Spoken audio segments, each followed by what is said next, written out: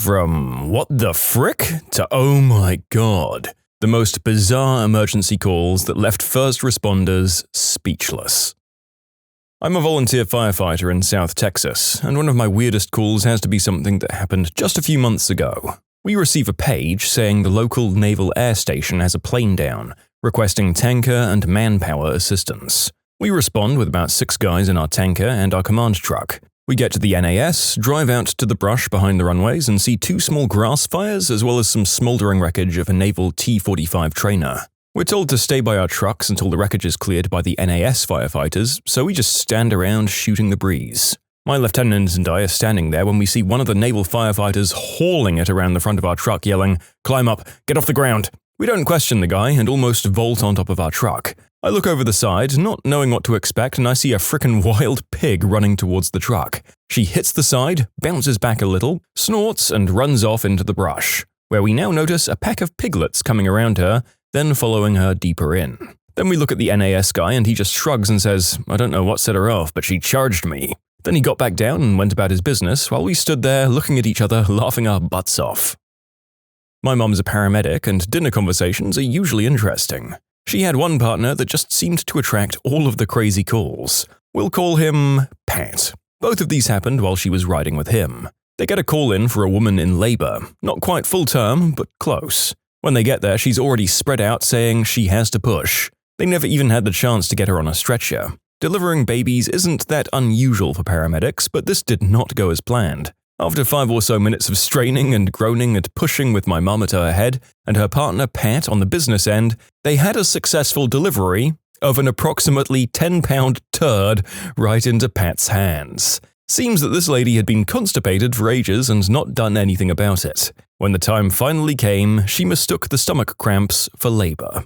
Another day, another call, they meet up in the projects with an overweight woman complaining of chest pains. Usually, when there's a chest pain call, the patient is not up and walking around and cussing at everyone and everything in sight. This woman was doing all of the above, completely shirtless. She kept loudly repeating that her chest hurt while my mum and Pat asked her to let them take her vitals and to explain where the pain was. Eventually, the woman had had enough of them not understanding her and walked up to Pat. She screamed, "I said my chest hurts," picked up one of her huge, saggy chest bags and flopped it straight into Pat's hand. She wasn't having heart pains, she was having literal chest pains. Ah, poor Pat. There's more, there's always more, but those are my favorites of the funny calls. Getting an absolutely ridiculous run every now and then really helps them deal with some of the horrible things they face. Oh my god. Either one of those stories would have been a contender for the most memorable story in this group. I do read out and then forget a lot of stories doing this job, and I'm calling it right now that the 10-pound turd baby will live rent-free in my head forever. I was an EMT in a small city in Rhode Island. There were 2 things I've seen that stand above the rest. One, we were called to a public park where the police had a homeless man with a knife cornered who was obviously on something. We later found it to be angel dust. The knife was a folding knife with a curved hook-like blade. In a desperate attempt to accomplish something, the man stuck the knife into the left side of his abdomen and pulled the blade quickly to the right, slicing himself wide open and essentially disemboweling himself. When we arrived at the scene, he was sitting on the ground with his legs stretched out with a good portion of his intestines in his lap. We wrapped his midsection with a cellophane-like product that we typically use for pressure bandages and brought him to the hospital. He lived, but he had an interesting night to say the least. In short, if you do phencyclidine, you may end up gutting yourself. And then there was the other story. We were called to the scene of a motorcycle accident on a local highway. The driver was a young male who was driving a rice rocket. He had lost control and went into the guardrail on the left side of the highway. It was later determined that he was traveling in excess of 90 miles per hour when he hit. His left arm was caught in the guardrail, and the rest of him continued forward in a way that his chest was ripped open at his sternum. One of the troopers on the scene called us over to something that we'd found on the highway about 40 yards farther down. We identified it as the man's heart that had blown out of his chest on impact and shot down the highway. In short, without a ribcage to stop it, your heart can go quite a distance. Working a shift with an ambulance crew. I'm not an EMT myself, I was there for a company building a product to help EMTs and dispatchers to communicate. Went to a call about intense abdominal pains. Got to the apartment, knock, and we can hear a guy yelling from deep inside the apartment saying, "Bust it down!" So the EMTs did break in. We go in and find a guy fully clothed, lying on his bed in a fetal position, moaning. The EMTs start taking his vitals. He's breathing, pulse is fast but strong, temperature is a little up, but nothing unusual. So they fire off the questions about food, bedroom life, injuries in the past, anything at all that could result in abdominal pains. And one of them is trying to feel his gut and hits something and just turns pale. She says, "This guy's got a huge cyst or something. It's hard as a rock, and it's inflamed. We'd better roll." So they throw him on the gurney and out we go. I'm audio taping the whole conversation back to dispatch as we run down the hall. We load up and head out. 2 minutes into the ride, the guy screams and jerks and then faints. One of the EMTs notices a big dark wet spot on the guy's butt, so they start cutting away his trousers. We arrive just as they clear away enough to see that he's bleeding from the butt. I go in with the team and start the prep work, but the bleeding is getting worse, so finally into surgery, where they removed a softball and a baseball from his rear end. Apparently, he lubed up, put the baseball in with the prophylactic, enjoyed it, so he went bigger and got the softball, but then the cramps began. Here's the most recent story that borders between hilarious and horrible. My mom is a supervisor to paramedics now, and is the one that mostly decides when they need more than one unit on a scene, or if they need to call out the other company in town for backup. We're in Alabama, and the temperatures are already obnoxious. All of this will be relevant later, I promise. About 2 weeks ago, my mum got a call for stomach problems in a trailer park. When they got to the scene, there were nearly 100 people laid out in the yard vomiting and having diarrhea everywhere. There had been a Hispanic family having some sort of reunion. Someone made something with mayonnaise in it and left it out in the heat all day. Everybody ate it and thus suffered the consequences of Alabama heat plus mayonnaise. Mum actually had to get every unit at her company and call the other company in town for backup to transport everyone to the hospital. They transported 5 or 6 per unit on the benches in the back, and then all of the trucks had to be washed out. Mum said she took 2 or 3 showers and still felt filthy afterwards. My friend's dad had to help push some old lady's prolapsed butthole back in. That was messed up. So this one's pretty awful. I feel bad typing it out because it's pretty next level terrible. Also, it's not necessarily applicable to the topic as it occurred in a hospital, but in any case. My ex-girlfriend had a friend who was a nurse at a local hospital. One day, my ex suggests that we go to the hospital to visit said friend. Knowing that this particular hospital has absolutely stunning French fries available in their cafeteria for bargain basement prices, I agree. Upon arrival, we meet nurse friend who looks a little upset. I purchase my delicious fries, we sit down, and my ex asks her nurse friend why she looks so unhappy. Nurse friend relays the following story. A woman had recently needed surgery to remove her appendix. They'd sewn her back up and sent her on her merry way. A few days later, she was back complaining that her stitches had opened up. Nurse friend suggests to my ex and I that this was not unusual given that the patient was overweight, and my current French fry consumption ability is above par. All systems go for increased cholesterol. So the doctor had sewn this lady back up, and once again, the patient departed. The next day, she came back. Oh, her stitches had opened up again. Odd, but still not unexplainable. Nurse friend suggests to the patient that she avoid any unnecessary activity. They sew her up again and she leaves. My current French fry consumption ability is average, warily chewing while waiting for multiple shoes to drop. The day that we were visiting, prior to our arrival, this woman had come back in, same issue. The stitches have pulled themselves out again. As this is the 4th time she has to be sewn up, the doctor says, "Look, you're doing something wrong here. What are you doing? Are you pulling all of these out on purpose?" The patient gets really defensive. The doctor knows something is up. Patient starts to cry. They won't let her leave until she tells them what's happening. At this point, they bring in the nurse friend who's pretty much a 22-year-old Mother Teresa. She's exactly the kind of person I'd want as a nurse. She can coax anything out of anyone. Are you ready for this? Nurse friend / 22-year-old Mother Teresa manages to get this patient to admit that it was in fact not her who was pulling the stitches out, but her fiancé. This complete sociopath has convinced the patient to allow him to do the deed with her through the hole in her belly where the doctor had removed her appendix. Apparently, this was not a painful event for the patient, even though some frickin' maniac was railing her in the guts. They made her promise not to have the stitches removed again prior to sending her out. Current French fry consumption ability, the plane has crashed into a mountain and we're done. From what I gather, they did not have to restitch her again. In short, gut effer. Why did I decide that I was ready to start doing medical stories again? Did I fool myself into thinking that these would get any less insane? Seriously, I'm an idiot. Oh well, let's see how the views do. When I was an EMT, I responded to a call where a hobo was hit by a train. He was scattered over an area of about 2 miles. I came across a shirt filled full of, shall we say, remains. When I asked for a hand, the evil monsters who I was working with gave me the guy's arm from the elbow down. I do have to admit I got a chuckle out of that later. My uncle was an EMT in a small redneck southern town. My favorite story was about a man who got drunk and fell down the stairs of a bar, breaking his legs in the process. They had to cut his pants off to get to the injury, and when they took them off, they found a cucumber taped to the side of his thigh. I asked my uncle what he did about it, and he said that they just left it there so that when he sobered up, he'd find himself in a hospital with 2 legs in a cast and a cucumber rotting on his thigh. Similar story. My mom was a nurse at a hospital in Chicagoland area. One day an old man came in because he'd lost circulation to his leg. So they cut off his pants and they found a cucumber tied to his leg. Apparently he had been at a senior's ball and wanted to make himself appear more apt. I've never understood this thought. If a girl feels or sees your cucumber and you take her home, she's gonna find out real quick you were falsely advertising. Just hope she likes you, I guess? You can submit your own stories to be featured here on the channel. The story submission link is in the description below. Don't forget to subscribe to Am I the Genius?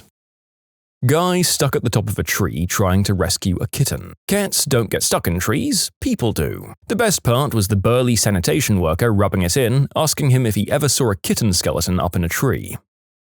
One of my cop buddies works in the West Valley division of the LAPD. You know the movie Clueless? He patrols the area near where Alicia Silverstone gets robbed in the movie.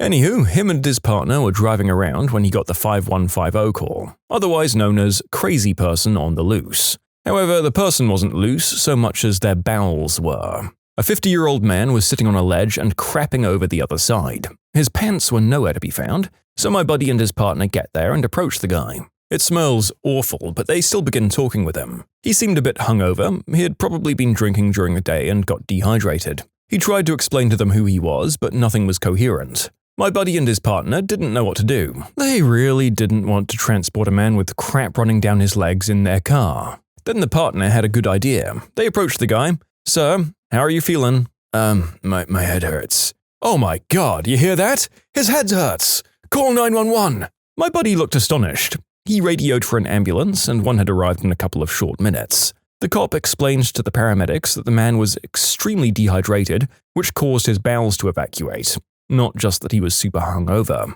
So that's how my buddy and his partner got out of schlepping a crazy man covered in poo back to the station. An unconscious woman whose toes were being eaten by cats in a hoarder's residence. My former art teacher used to work in the Forest Service, and he'd tell us stories about funny and weird stuff that happened. I still doubt the validity of this, but he had no reason to lie, and he swears by it. There were firemen out in the middle of nowhere, basically fighting a forest fire in Arizona, or a brush fire as they call it. There wasn't any real danger to people because of how remote this location was. Whether this happened on a break or right away from the fire, he didn't specify, or I've forgotten, but off in the distance they saw a figure, a brightly colored figure, walking calmly. As they squinted and started to pursue the figure, they realized there was a fully dressed and face-painted clown out in the middle of nowhere. No campgrounds, no houses for miles. And he had nothing on him. At least visibly, no big bag for basic survival. He was just calmly walking alone in the middle of the forest. When they started to get closer, but still fighting through the brush, the clown saw he was being followed and he evaded them, and was never seen again. No one had heard anything or just kept it as a secret. In short, former Forest Service worker and fireman saw a random clown strolling through the middle of a remote forest near a fire. When I was on the FD, we had a call for a power line down at a cell tower up on a hill in the middle of nowhere. This was during a bad storm. Power company trucks were all tied up already when we got toned out. We got there, and the power line for the cell tower was just lying in the road. There's a number on the shack at the bottom of the antenna, so we call the number. While trying to get a hold of someone from the cell tower, which is running on a generator and possibly still energizing the line that's laying in the street, we realize the door to the shack is unlocked, so we're all standing inside it out of the rain. The assistant chief is on his phone talking to some guy about the antenna, and then all of a sudden he goes pale white, like a ghost, and then walks out the door into the rain and tells us all to get out. Turns out the guy on the phone had told them that whatever happens, don't go in the shack because it's infested with brown recluse spiders that are attracted to the warmth. Everyone was loading their pants when they heard that. My uncle was an EMT and a fire captain for a while. He does some different training stuff now, which means he doesn't go out on calls much longer. Anyway, his weirdest story was about two guys who got killed by a farmer. His firehouse was on the border of a suburb and farming community. So with there being a lot of land, people would go ride dirt bikes and motocross bikes. These two guys liked to jump some dirt piles or what have you on this one farmer property, and the farmer didn't like that. He tried to get them to stop in various ways, but finally he'd had enough of it. One day he put up in a clearing or open pathway a thing of a high-test fishing line or something like that between two trees. One of the guys on a motorcycle came through at head level and didn't get his head taken off, but the line seriously cut into his neck and he ultimately bled out and died. My uncle was the one who was called to the scene to try and save him, but he was pretty much dead when he got there. He says the call has always kind of bugged him because it was a younger kid, like 20-something, and it was such a cruel way for the farmer to deal with his problem. I assume the guy went to jail, but I don't know. Went out on a wreck where these two out-of-state kids had overcorrected, veered off the road, hit a dirt hill, and landed in a tree. Neither of them was seriously injured, but it sure was a sight to see a brand new Tundra stuck in a tree about 6 feet off the ground. I reckon that people might have driven past that and assumed it was some sort of strange private art piece. You know how certain restaurants have fake cars dug into the buildings to look like they've crashed into them, and then they hear the screams for help for the guys in the tree? Technically not on a call, but I was stopping to render aid. Driving home on a stormy day, I see that a side road up to the local golf course is blocked off by flashing barricades. I also spy a Mercedes parked just past the barricades with its hazards on. I stop and walk up to the car to see if they need help. I'm an EMT. I shine my light in the back seat to see a man slumped over, apparently asleep. Thinking that I've got a few drunks, I move up to the driver's window and rap on the glass and shine my light in, and the driver is sitting bolt upright, unmoving, staring straight ahead. My window rapping or light doesn't cause him to blink, flinch, or move. I look over and the passenger is slumped forward onto the dash. This begins to creep me out. I call down to the sheriff station and request a code 2. No lights or sirens and a leisurely arrival. I call them to my location to help me check them out, because the doors are locked. While on the phone, I walk back to my truck to my go bag, as I'm now on the phone with dispatch, and she asks me to get a license number for the car, just as a PG&E power company cherry picker truck comes rumbling down from the closed road. I move around the truck to get the plate number, and the car is just gone. I talked to the driver of the truck, and he said there was an 80-foot tree down across the road and that he didn't think it'd be open for a day or so. So the question is, where the hell did the car go? Tree up one way, barricades down the other. It's kept me a bit unsettled when stopping at accidents and hazards since then. I had a transport from a state mental hospital halfway house kind of facility to a level 1 trauma center for abdominal pain that turned out to be from a ballpoint pen and a reverse Uno card inserted into a woman's urethra. You could see the tip of the pen when you examined her.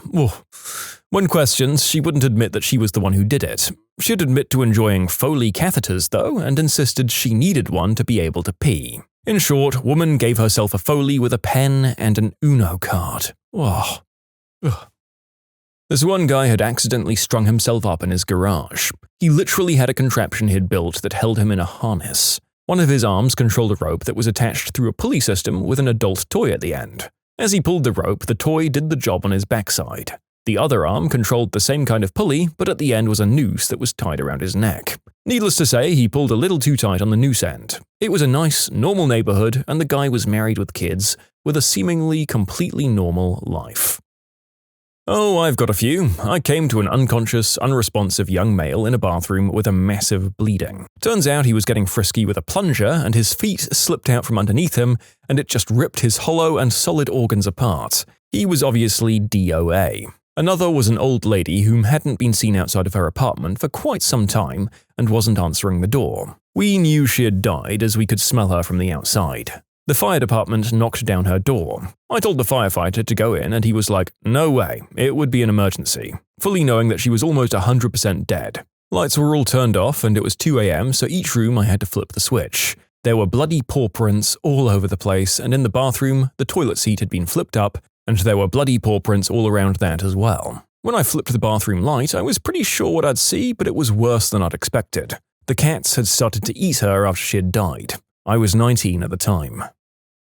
I'll keep this one short. We'd responded to a call where a mid-50-something-year-old, semi-frail-looking male bit his adult 20-something son, who probably outweighed the father by about 150 pounds or so, about 25 times all over his body. He had bit him everywhere. Arms, neck, torso, legs, it was ridiculous. They were deep marks too, like he was trying to rip skin away. Apparently they got into an altercation over who knows what, and the wife and mother had to break it up by threatening them both with a large kitchen knife, which the police then confiscated. But the kicker was, there were no substances or alcohol involved. My mother, who was a case manager for a while, had two interesting stories. A homeless woman who was a paranoid schizophrenic came into my mother's office with a severe infection in her foot. When my mother asked her if she thinks she's ready to be discharged, she proceeds to tell my mum that she doesn't have an infection in her foot, but that she was in fact turning into a pterodactyl. And the other one is that another man who had schizophrenia explained to my mum that the voices in his head told him to cut off his manhood and feed it to his dog. So he did that. Okay, I'm an EMT. One of my teachers told me once about the craziest call he's ever received. He's sitting at the station and he gets a call for a lacerated finger. They arrive at the house and sure enough, a woman is sitting at the table with an extremely bloody finger. They patch up the wound and head out the door, and before they get on the truck, the woman taps him on the shoulder and says, "That's not really why I called you." And he says, "Well, what's the issue, ma'am?" And she responded with, "I crap you not, I have razor blades in my hoo-ha." Apparently this woman had a sleeping disorder in which she'd sleepwalk and put stuff in her downstairs holes. What's the scariest thing you've seen that no one believes you about? It would help if I had pictures to explain the setting here, but I used to fish at an abandoned houses pond near my home. Next to that property was a wealthy neighborhood of about 6 houses, mansions. One day, while getting off the bus, I saw a black Mercedes with fully tinted windows, which is rare in New Jersey, sitting in the driveway of the pond house. I found it odd and was kind of sad because I thought I'd never get to fish there again. The next day, I found out the man who lived at the end of the wealthy neighborhood had been shot in the head while he slept. Rumor has it he was involved in the mafia. I believe those rumors. I was sleeping at my cousin's house on New Year's Eve 2014. My 3 cousins, brother and I all decided to sleep in the same bedroom as our parents were staying out all night. We were old enough to stay at home on our own. The point is, we were 100% the only people in the house that night and all slept in the same place. Woke up the next day and was getting in the car to leave when I had to look at my camera roll from the previous night. To my absolute horror, there were 5 photos of us all sleeping. Every single person was in the photos fast asleep, so there was no way any of us took those pictures. My aunt showed the photos to the landlord and he had no explanation. To this day, nobody knows who took them. Oh boy, this is a scary one. Do you think it was the landlord? I'm assuming he'd have the key. Maybe he'd have known the adults were away for the night. Yeah, not hard. Most phones allow you to use the camera without unlocking it. And if he left his phone on a table or something, then easy enough to use it. Right after high school, class of 91, I got a contract job with the Forest Service. We traveled all over the West doing gopher control in replanted clear cuts. The gophers would eat the tender roots of the newly planted saplings, and we had to control them to give the trees a chance to get started. We were returning to our hometown after a long job in Oregon, driving across the desert near a government lab. It's about 3 a.m. and we're going at about 80 in a 55-mile-per-hour zone. Suddenly, a semi-truck, completely blacked out, no lights at all, bombs past us on this stretch of highway like we were standing still. Then, 2 army-style trucks also blacked out. Scared the crap out of us. We got back to our hometown and told several people what we saw, and no one would believe us. I still think they were doing freaky crap out there in that desert lab. If we'd tried to chase them or anything, we probably would have disappeared. In short, freaky blacked-out government trucks from a secret lab blew past us in the dark. I've never even heard of something like that, but that's just the thing. You wouldn't hear about something like that. You got a fleeting glimpse at something very secret there. My uncle used to live in Nevada near an Air Force base, and he saw stuff like this all the time. He said the scariest one was a blacked-out semi his hopped-up muscle car couldn't keep up with. Crazy stuff out there. No telling what goes on. My dad had top-secret clearance in the Air Force base and still clams up and gets weird about UFO stuff and secret tech. See, I'm not a big believer that there are aliens being hidden in Area 51 or anything, but stuff like this is absolutely riveting. What's being developed and being shipped around under the cover of darkness in these definitely not Secret Service mobiles? When I was little, 7 or 8, I woke up one night to a white dog sitting in the doorway of my bedroom. That was weird because we didn't have a dog or any other indoor pets. While I watched, it got up and went down the hall towards the living room. I got up, looked down the dark, empty hall, and went the opposite direction to my parents' room. I woke my mum up and told her there was a dog in the house. She got up and we looked, but didn't find anything. She thought I was dreaming. At some point when I was older, I found a picture of the dog my parents had when I was a baby. I learned from my mum that the dog often slept in the doorway guarding my room. But the dog died before I was 2. The dog in the picture was the dog I saw that night. In college, I had a summer internship in a national park that had just ended a wolf reintroduction program. A number of interns were housed in an area of cabins clustered together on a 1-lane gravel road. I was staying in a different area of the park and had gone over to the cabins for dinner one night. I left pretty late, close to midnight, and was enjoying the quiet walk down the road to my car. It was a clear night with a full moon, and the conifers growing on either side of the road shaded it almost entirely. As I'm walking, I see a light-colored shape on the other side of the road coming in my direction. I kept walking slowly, and as we drew towards each other, I saw that it was an enormous canid of some sort. Far too big to be a coyote, but as far as we know, all the wolves had been relocated. We each kept our pace, and it never turned its head or anything, just kept walking. I somehow managed not to pee myself, but by the time I got into my car, I was shaking so hard that I could barely get my key in the ignition. Everyone I've told thinks I was exaggerating, but I was stone-cold sober, less than 10 feet from it, and that animal's back was up to my waist, easily the biggest dog creature I've ever seen. To clarify, I did see it clearly in the moonlight when it was close. It had the coloring and general characteristics, like a narrow head, snout shape and ears, of a light-phase coyote, but the bulk and size of a wolf. Larger than any Great Pyrenees I've ever seen. Looking back, it was definitely a benign encounter, just 2 folks out for a stroll, passing each other on the street. Was this by any chance at Yellowstone? Only asking because I visited there several years ago, and we became friendly with a waiter in a restaurant who told us about the huge wolf that they have that wanders the park. He said he saw it once and it was nearly twice the size of a regular wolf. He also said it wasn't aggressive or anything, just looked at him for a bit before walking away. I'm not sure about any relocation programs in Yellowstone, but it sounds like it might be the same wolf. Doing a service call on an apartment, and this lady has an obvious obsession with dolls, like those 15-inch tall Pioneer-looking dolls. She's not home, so I go about my business, very uncomfortable and even more so when I enter her bedroom. She literally has more than 300 dolls with doll heads tied to strings from the ceilings, and a small little altar-like thing in the corner of her bedroom, with a severed chicken head and gargoyle-like statues and pictures of children. There's a pig's hoof hanging from a red cord in her bathroom. When I got to the dining room, there's a Ouija board and multiple dolls all arranged around a dismembered doll that's drenched in what I think was blood. I think I broke the human top speed record that day, and nobody believes me about it. It was probably voodoo, and Wazir had performed a blessing for the children in the photo. Spend some time in Haiti, and the old woman would do this with photos of people they cared about. The goats and chickens throw most people off, but it was probably a caring grandma just doing her ritual to make sure the kids were safe today. Maybe that isn't what's going on, but I'd just tell myself that. For my own sake of being able to sleep tonight, I'm going to assume that all the stuff was fake and she was messing with you. One day I walked into my leather couch ripped open. I lived alone. My mum and I were driving through rural Missouri late one night. It was dark and hard to see much beyond the headlights. All of a sudden, something scampered across the road in front of our car. We didn't hit it, but when it got to the other side of the road, on the shoulder, it sat up on its hind legs, turned around and looked directly at us. It had a long, thin tail, too thin to be a foxtail, too big in general to be a squirrel or possum. To this day, we both swear it was a monkey. People don't believe us, but the way it turned back and looked at us once it got to the other side of the road was so chilling and human-like. Based on the size, shape, and movement, it could only be some sort of primate.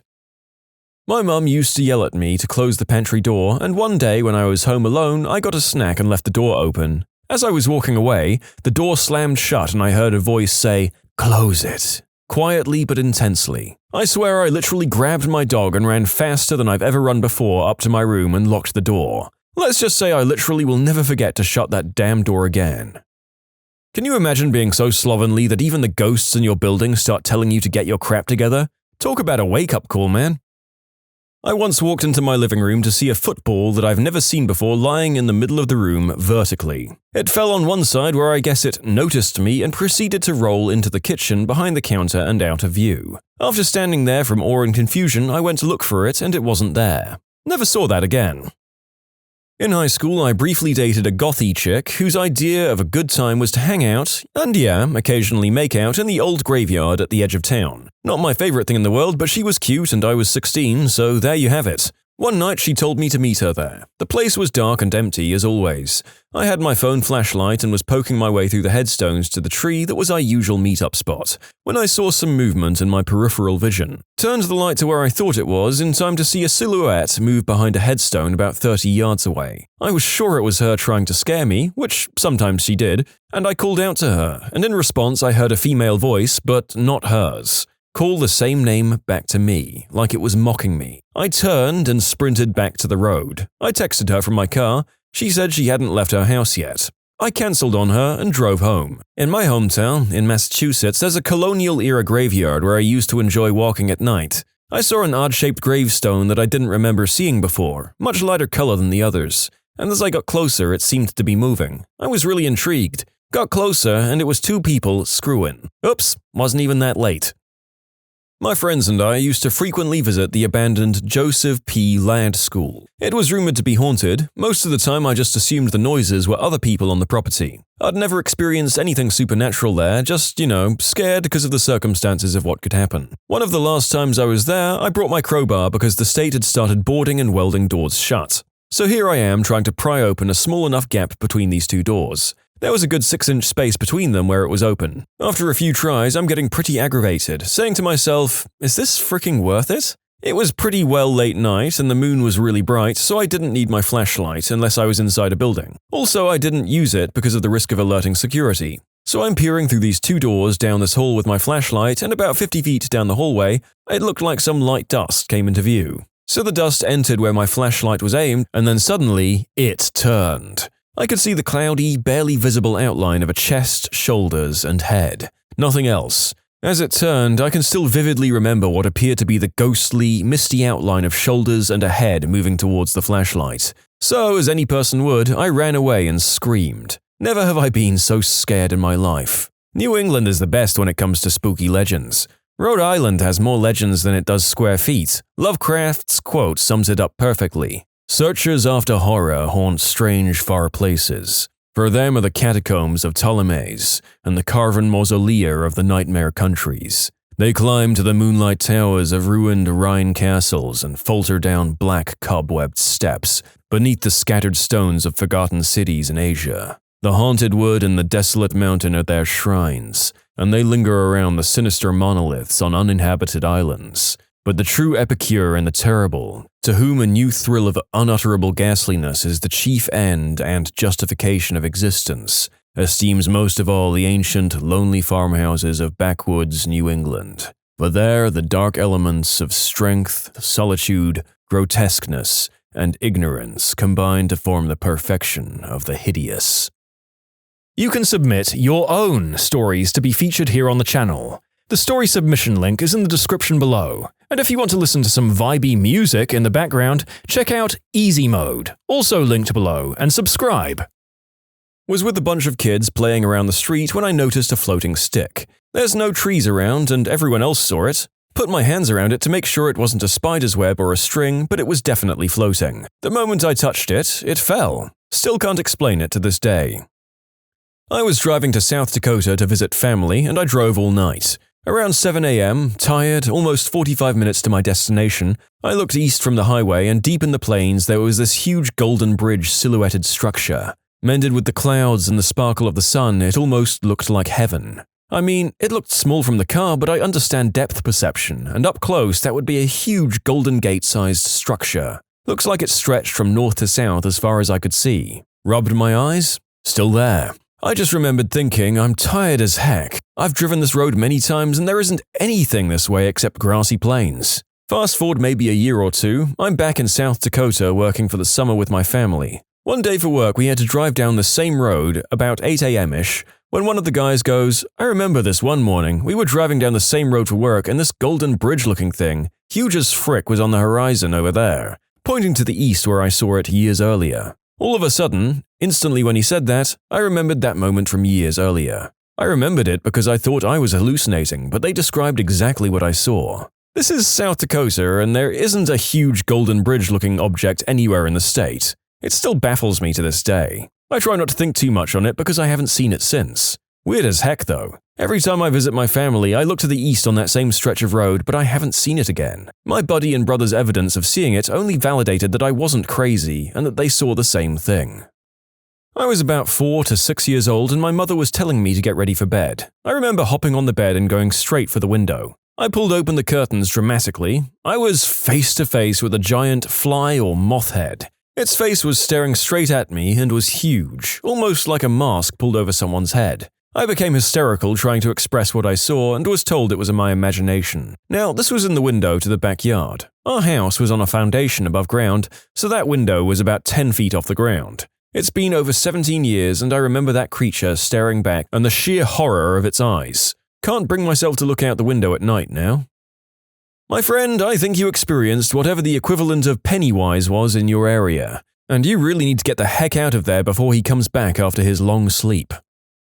When I was 17, I was up late one night watching a movie in my living room. I was living in a condo at the time, a smallish building, only 3 stories, so not a lot of people. It was mostly middle-aged people and in the nice end of town, so we rarely heard noise from neighbors, especially late at night. So the movie ends and the credits roll. It's about 2 a.m. I'm playing on my phone and the condo is pretty quiet. Suddenly I hear a noise coming from the front door. It sounded like a long nail or claw slowly dragging across the door, and then a soft tap tap tap. This repeats several times. Meanwhile, I'm crapping myself. It was the most eerie, ominous sound. I felt like I was in a horror movie. I was too scared to look out of the peephole because I thought whatever it was might see my shadow looking out, as lights were on near the door. Who knows what they want? I'm not out here trying to die. The horrible scratching noise carries on for about 30 seconds and then stops. 20 minutes later, I got the guts to go and look in the hallway and nothing was there. And no marks are on the door. I still get the heebie-jeebies thinking about it. When I was 3 or 4 years old, I had a best friend named Abigail. We did everything together. Played in the sandbox, creeks and rivers, playgrounds, you name it, we were sidekicks. I even drew her portrait one day and told my mum to save it somewhere safe so I could give it to her on her birthday. I still have it somewhere, but I drew a girl with dark shoulder-length hair with a red bow in it. She was wearing a blue jumper-like dress with a long-sleeve red shirt under it, and brown shoes. I just remember I loved playing with her, and then one day I just never saw her again. Now, if this were my mum telling the story, she would just say that at this age, I was an independent little girl who liked to play and be by myself. She just thought Abigail was an imaginary friend. Until one day, when I was about 11 or 12 years old, the local historical society posted a researched historical article detailing the events of a tragic farmhouse fire that happened about 75 or 80 years prior on the property that our subdivision was built on. The fire was a devastating one in which a family of 6, 2 parents and 4 kids, were all killed. One of those kids was a 4-year-old and her name was Abigail. A picture of the family was included in the article, black and white, but you could clearly see the little girl had dark shoulder-length hair with a bow in it and was wearing a jumper with a long-sleeve shirt under it. To this day, my mum still refuses to believe my best friend was probably a ghost. My brother-in-law had an imaginary friend when he was very young, and he is absolutely convinced to this day that she's a ghost. He said they'd play together all the time, and even though he had 3 older brothers, he preferred to play with her. He recalls her waking him up in the middle of the night to play football with him in the hallway outside his bedroom, and he would always get up and play even though he knew he would get in trouble for it, because if he didn't, he said she would sit next to the bed and cry. She wore a red dress and little black shoes. He also remembers the last time he played with her. She told him she would have to leave soon and he wouldn't ever see her again. He was devastated and asked her why, and she replied that he was getting too old now. He's a big, super strong, no-nonsense, kind of intimidating guy these days, but when he talks about his little friend, he gets very serious and emotional. It's real to him. I used to live in an old 3-story row house with my father, mother, and older brother. It was fairly typical in that it made some old house sounds and had some areas that never really saw natural light, like the staircase and downstairs hallway. It was a pretty normal place, but in the late 80s, my father self-deleted. Over the course of about a year, we had a multitude of unusual happenings in the house. Most things small, shadows moving and objects not being where you left them, but some things, borderline violent, happened too, like an old lamp exploding and doors slamming shut. I was primarily the person who saw these things happening. That leads me to the biggest incident. I've told my mother, my brother, and some friends, and now my wife, but no one thinks it happened the way I remember it. I was 9 years old, my father had been gone for almost a year. I was sitting on my bed reading when a young man, maybe in his late 20s, looking disheveled and confused, opens my bedroom door. Startled, I shout, "Mom! There's a guy in my room!" He stood there for a second and looked straight ahead. "What do you want?" I asked, and he walked straight through my room and through the wall that connected to the neighbors as if he was immaterial. Immediately next door, I heard a scream of blood-curdling terror from my neighbor. She was screaming and crying loudly, and you could hear physical commotion. I kept shouting for my mum, who came in and comforted my crying and terrified 9-year-old self. I told her what had happened, and she could hear the screaming next door. She went over to the neighbor's house to find out what was going on. The neighbor's husband opened the door. Turns out his wife had just in that moment of screaming found out her brother had self-deleted. Now, I'm nearly 40 and I don't talk about these times very often. I don't know what it was, I don't know if I was crazy. I don't believe in ghosts. Looking back on those times, a lot of things didn't make sense. My family never really saw or experienced things on the same magnitude I did, so I've kind of kept it quiet. A light. I was alone on a forested, snow-covered mountain and there was a bright light just sitting in the middle of the trail. It was there all night. In the morning, there was nothing there. This is one of those horror movies where you're thinking, "Frickin' seriously, dude? You're going to investigate the spooky light? Of course there's a monster there. Don't go over there, you dumb idiot. I'm glad you didn't go check it out and get eaten. But I also want to know what the heck that light was. Perhaps next time, just have a quick look with your binoculars or something and report back to us." Listen, you started off sounding smart, but everyone who's seen a horror movie knows that if you look through binoculars, a monster will jump right up in front of you from nowhere while you're looking and jump scare/disembowel you. A white, smiling face at my window as I was laying down for bed. It was glowing as if it were a light source. And it had no nose that I can remember, just slits like a snake. Eyes had no color, just black pupils. Its mouth was wider than any human's. No hair either. And the height from the ground to my window is about 8 feet, and it was perfectly at eye level. My mother checked all around and there was nothing, but I swear to God I saw it and it was a person. She still teases me about it from time to time.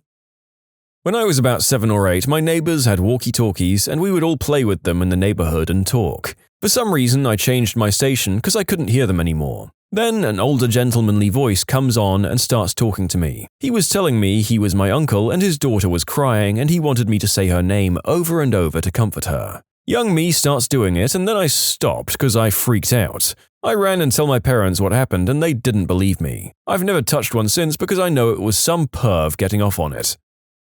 I saw a UFO with my mother in Oregon one night. We were traveling when I spotted a triangle shape in the sky, formed by 5 bright lights. We stopped the car, got out and looked, and it's just hovering there, silently with no movement. I should have taken pictures or a video, but I was so caught up in the moment because I couldn't make out what I was seeing. Out of nowhere, this thing shot off into the horizon, faster than any man-made machine. We both remember clear as day, however very few people believe our story. What's the worst case of spoiled rotten that you've seen? My roommate is an application essay reader for a university's business school. He was just telling me about a kid who wrote his overcoming hardship essay about how he really wanted a boat because all of his friends had boats and it was hard for him to be left out. Then he overcame his hardship when his parents bought a boat. I guess his hardship wasn't a hard ship to get. Was at the Ford dealership getting my oil changed and killing time by walking through the big showroom. There's a Mustang GT350 sitting in the middle with a huge bow on it and folks gathered around waiting for someone. Minutes later, the family comes in with their son who immediately yells about wanting it in blue instead of black and denting the passenger door with a swift kick. The parents didn't even have money. He wanted new clothes and was told no, so he put his clothes in the bathtub and poured bleach on them. The parents brought him new clothes. Holy crap, that would have been a bleachy clothes-wearing dude if it was my son. Yep, the only way to get kids to realize that being a craphead isn't going to benefit them is to let them do it and deal with the consequences. Eventually, they'll learn that being a jackass doesn't pay off. In high school, 1987, this really pretty girl was about to turn 16 and her parents got her a fully frame-up, restored 65 Mustang. It wasn't what she wanted, so they got her a new Porsche 944, not the only one at my school. It was customized with rims and upholstery that had her name embroidered on it. When she graduated, they got her a new Lexus sedan. Her father was a preacher at a small rural church. Her mum was a stay-at-home trophy wife. Still have no idea how they pulled that off. I worked at a tax office and I can tell you that religion is a very profitable business.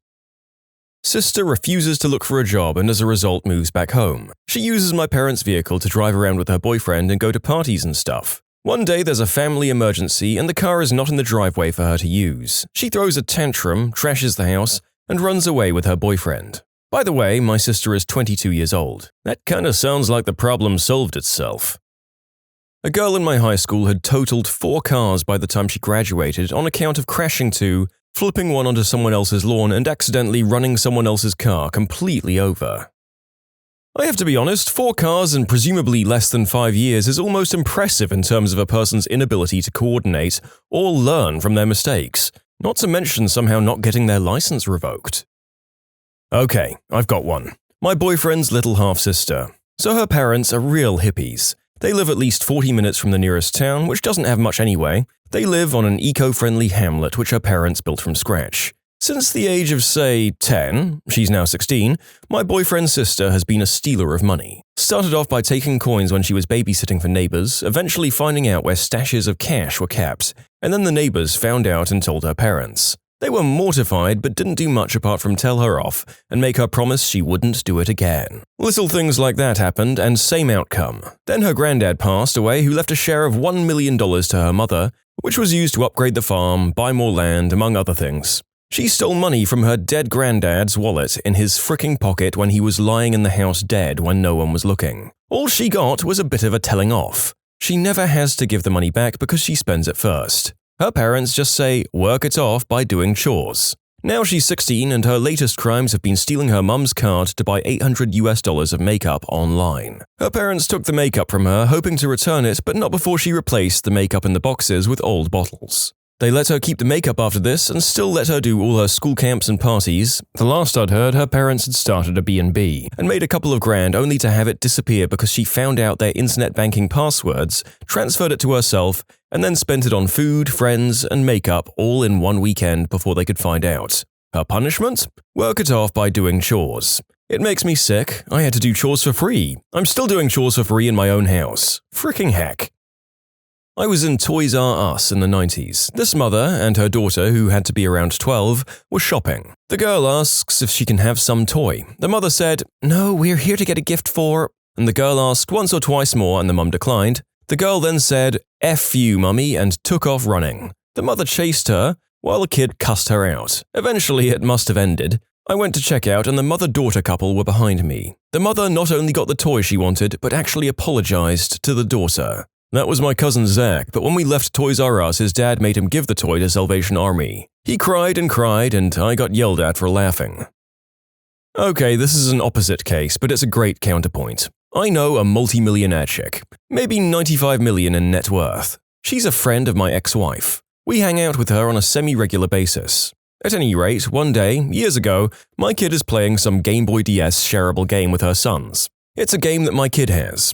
Her boys don't. They finally finish the game while the grown-ups are getting lit and eating way too much crab. One of her boys runs up to his mum and asks, "Can you get this game? It's really fun." She says, "Oh, money's tight. I'll tell you what, put it on your Christmas list. That's only a couple of months away, okay?" "Okay." And with that, all of the kids went downstairs to play whatever on the whatever device. I looked at her and said, "Money's tight?" She related the tale of how the kids have no idea that they have money. It was the way she was raised. She didn't discover the money until she graduated university. At first, she was teed off because her college could have been so much easier with money. But a few months after graduation, she started thinking back on how teed off she had been at the wealthy kids who just bought their way out of every problem that came their way, and how disgusted she had been at the way they lived their lives. She apologized to her dad and swore that she would raise her kids exactly the same way. She lives in a modest little house, and her boys wear sneakers until they destroy them. They will find out when they graduate college.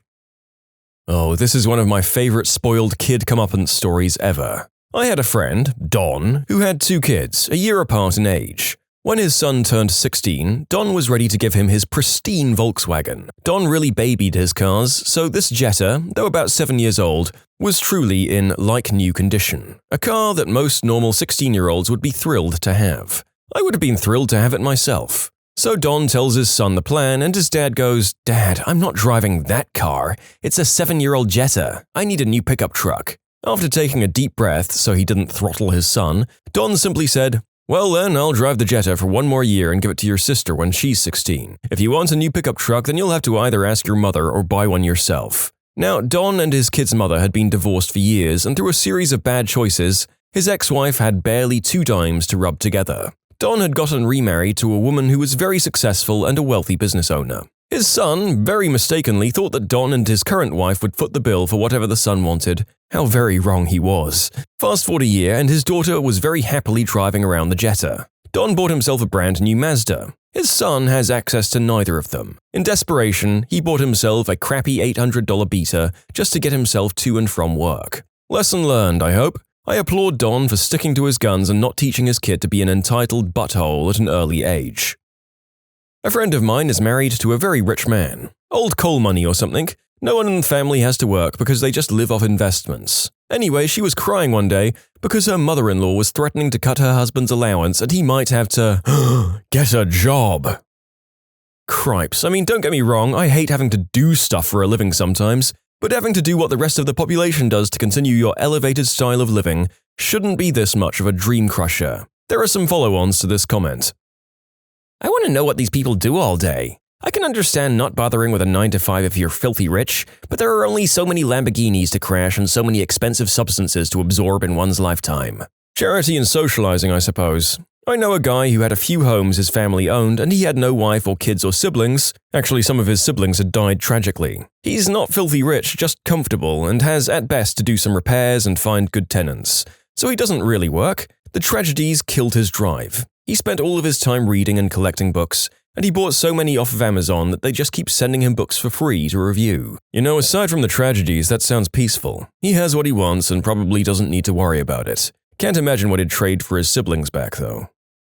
I was on my high school's newspaper staff, and we always did a section on cars in the parking lot, where we highlighted one crappy car and one super nice car, and then interviewed both owners. Everyone loved it, and don't worry, the crappy car owners were always super excited to be a part of it, and they always had the best stories. So we pick Snobette Snootyson because she's got a nice brand new Range Rover or something, and after I'm the last to call not it, I'm forced to interview her. What's your favorite feature of the car? Well, one time I forgot to put it in park and it started rolling away, but it didn't roll that fast, so probably that. Or my G-Easy bumper sticker. Have you got any funny stories about your car? Yeah, when my parents first got it for me, I was making faces at my friend and turned left when it wasn't an arrow and I totaled it, so they got me the same one again. I managed to sneak into the article. Snootyson has managed to keep her car undamaged since October. It was January when I wrote the article. When I turned 16, all I wanted for my birthday was to see the Blue Man Group perform. I saved my own money to pay for the ticket. I gave my mum the money, and I was really excited because my mum said she had the tickets and everything. My mum, my sister, and I all got in the car to go see the show. We arrived at the wrong place, and I immediately thought something was wrong. When I asked my mum why we were there, she said that my sister wanted to see O by Cirque du Soleil, so she just brought the tickets for that instead. I was so blown away that even though it was my birthday and my money, my sister had the final say over what we ended up doing. I refused to see the show and opted to walk through the casino the entire time instead. You can submit your own stories to be featured here on the channel. The story submission link is in the description below. And if you want to listen to some vibey music in the background, check out easymode, also linked below, and subscribe.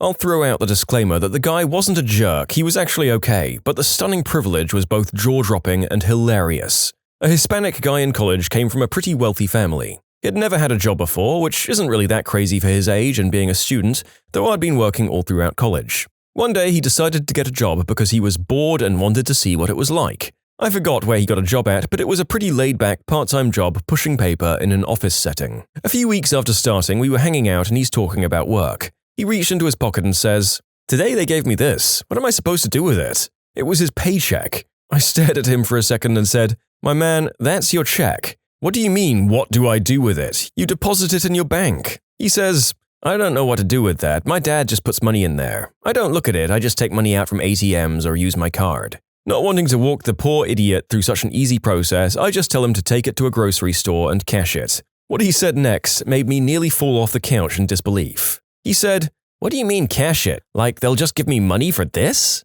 Must be real nice to have that amount of wealth. My employer's 2 sons have everything paid for, so they never have to worry about cost. They both have everything they want and need. One of them likes expensive shiny things, and he's always thrown fits until he got what he wanted, from what his dad told me. For Christmas, he wanted a $1,200 55-inch Samsung curved TV, even after his dad stated that his budget was $1,000 each. Also, wow, he threw fits and got mad at his dad, and his dad, being the wimp that he is, apologized and ended up buying it for him anyway. The son is 21 years old. When my brother broke off one of the rearview mirrors on my father's nicest car 2 days before getting his license, driving illegally because he couldn't be bothered with the 5-minute walk to the store on a mild sunny day to get a can of soda. And then he just put the car in the garage like nothing happened, and my parents brought him a brand new motorcycle so that he wouldn't be tempted to borrow the car anymore. I may have been worse, but this was in my family, so…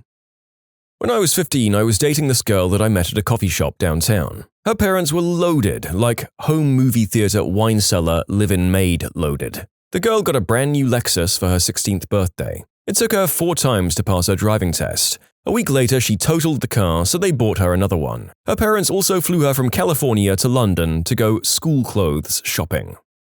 Went to school with a girl who got a 2012 BMW and literally cried and cussed out her parents because she didn't get a 2015. I knew one girl who got a hot pink Hummer for her quinceañera. Since she still had a year before she could drive, she decided to keep the Hummer for no apparent reason and got a Mercedes Roadster once she turned 16. Knew another girl who got a Mercedes G-Wagon for her 16th. She crashed it a week later on purpose because her stepdad bought it as an attempt to buy her love, and she caught him cheating on her mom. Don't know if that's exactly worth it. Recurring theme for the video is rich awful kids spurning more money than some grown hardworking adults have in their accounts just because they have no appreciation for money. So gross. In college, I knew a girl whose daddy was some big-shot banker or something, made enough that the wife didn't have to work and 3 kids could go to expensive schools with little financial aid. This girl didn't have to work during college and had all of her supplies and lodging paid for by daddy, and got to fly home every time there was a 3-day weekend, all on her father's dime. I once had to borrow $10 from her to pay for some food when we went out to eat. I promised I'd pay her back once I got my check next week. At the time, I worked for a cafe, and she seemed cool with it. Turns out she was not cool with it and promptly bashed me on her blog and to all her other friends, calling me a bad person and a thief. Because I borrowed $10, which I'd paid her back, by the way. I brought up the blog posts and she was very embarrassed. Last I heard of her, she's living in daddy-paid Manhattan apartment, working part-time as a receptionist at a yoga studio. She started a new blog about the struggle. Another instance, this was back in high school so the details are a little fuzzy, but there were 2 girls. One, the daughter of oil money, and the other, the daughter of a garbage truck corporation. They always tried to outdo each other. The oil money girl got a brand new Audi convertible when she got her license. Oh god, I knew the worst one. Big shot oil daddy, and she was the most insufferable human I've ever witnessed. Tried to brand herself as this super environmentalist hippie, but used all of her dad's oil money for weekly trips across the country, in private jets, with insane wardrobe and fancy dinners. I've never seen someone use money so frivolously while constantly social media preaching about all the earth has given her or whatever. Seriously, her Instagram posts are hilarious. An undressed picture of herself with her chest blurred out. As I'm soaked in the bright and glorious sun, I'm moved with gratitude. I give thanks for every part of my body for warrioring me through life and for simply being. Thank you, water. You are life. May we protect you as you do for us. For the past week, I've been deep in shadow. What a darker tone this is compared to the rose-gold clouds I normally drift in. I've leaned into the unknowns, and I've chosen to embrace it all. Pains, grace, peace. I am blissful. They just go on and on like that. Last I heard, she somehow convinced the school to let her do a special graduation program in Hawaii, and now her dad pays for her to live a gypset lifestyle, which if I understand correctly is just flying all over the world on insane dime, doing whatever you want? I was on a school bus as a senior. As we stopped at a house, there was a dead dog by the road. The little girl getting off said to her friend who pointed it out, "Oh yeah, we got him this weekend. My dad will just get me another one, so it doesn't matter." I'm from a rich area in Dallas, Texas, so I've seen some crap. I went back for a visit and my childhood best friend was complaining that her parents were only letting her go to New Zealand instead of Amsterdam. Again, her dad is a multimillionaire and both of her teenage brothers drive Teslas. My male best friend was complaining to me that he didn't get to go to prom in a Hummer limo, only a regular stretch limo. He looked like he was going to pass out when I told him that I missed prom in high school to work a night shift. I'm glad I don't know either of those guys anymore. New Zealand is awesome, so frick her, we don't need her here. Dated a girl who was given a brand new car for her 16th. She had it for a lot less than a year before she crashed it. Her parents brought her a used car. She had it for about another year before crashing it. They bought her a third car, used, and then when her brother turned 16, she pitched a fit because he got a new car while she had to drive around in her used car. So he ran her over, right? Last I heard, she went down on him. I'm not even kidding. I stopped hanging around that family about that time. She did it, and she told me she did it. As for the why, well, apparently she was bored. I don't know her personally, but I'm still friends with a guy who dated one of her friends. I heard this from him. We all went to a private, expensive school in the US. The spoiled, rotten girl got a degree in journalism and promptly moved to London to find a job. Her parents rented her an apartment and I assume paid for her life for about 2 years before she was forced to move back because she had neither looked for nor got a job while she was there. Once back in the States, she refused to live in her parents' house, citing she was a grown woman. How could this be expected of her? Her parents bought her an apartment in New York City. Last I heard, she still lives in that apartment without a job, but has moved because it's in crappy Brooklyn and not Manhattan. I'm an adult, guys. Now use your money to continue to support me in a new catered condo where I cannot lift a finger in peace.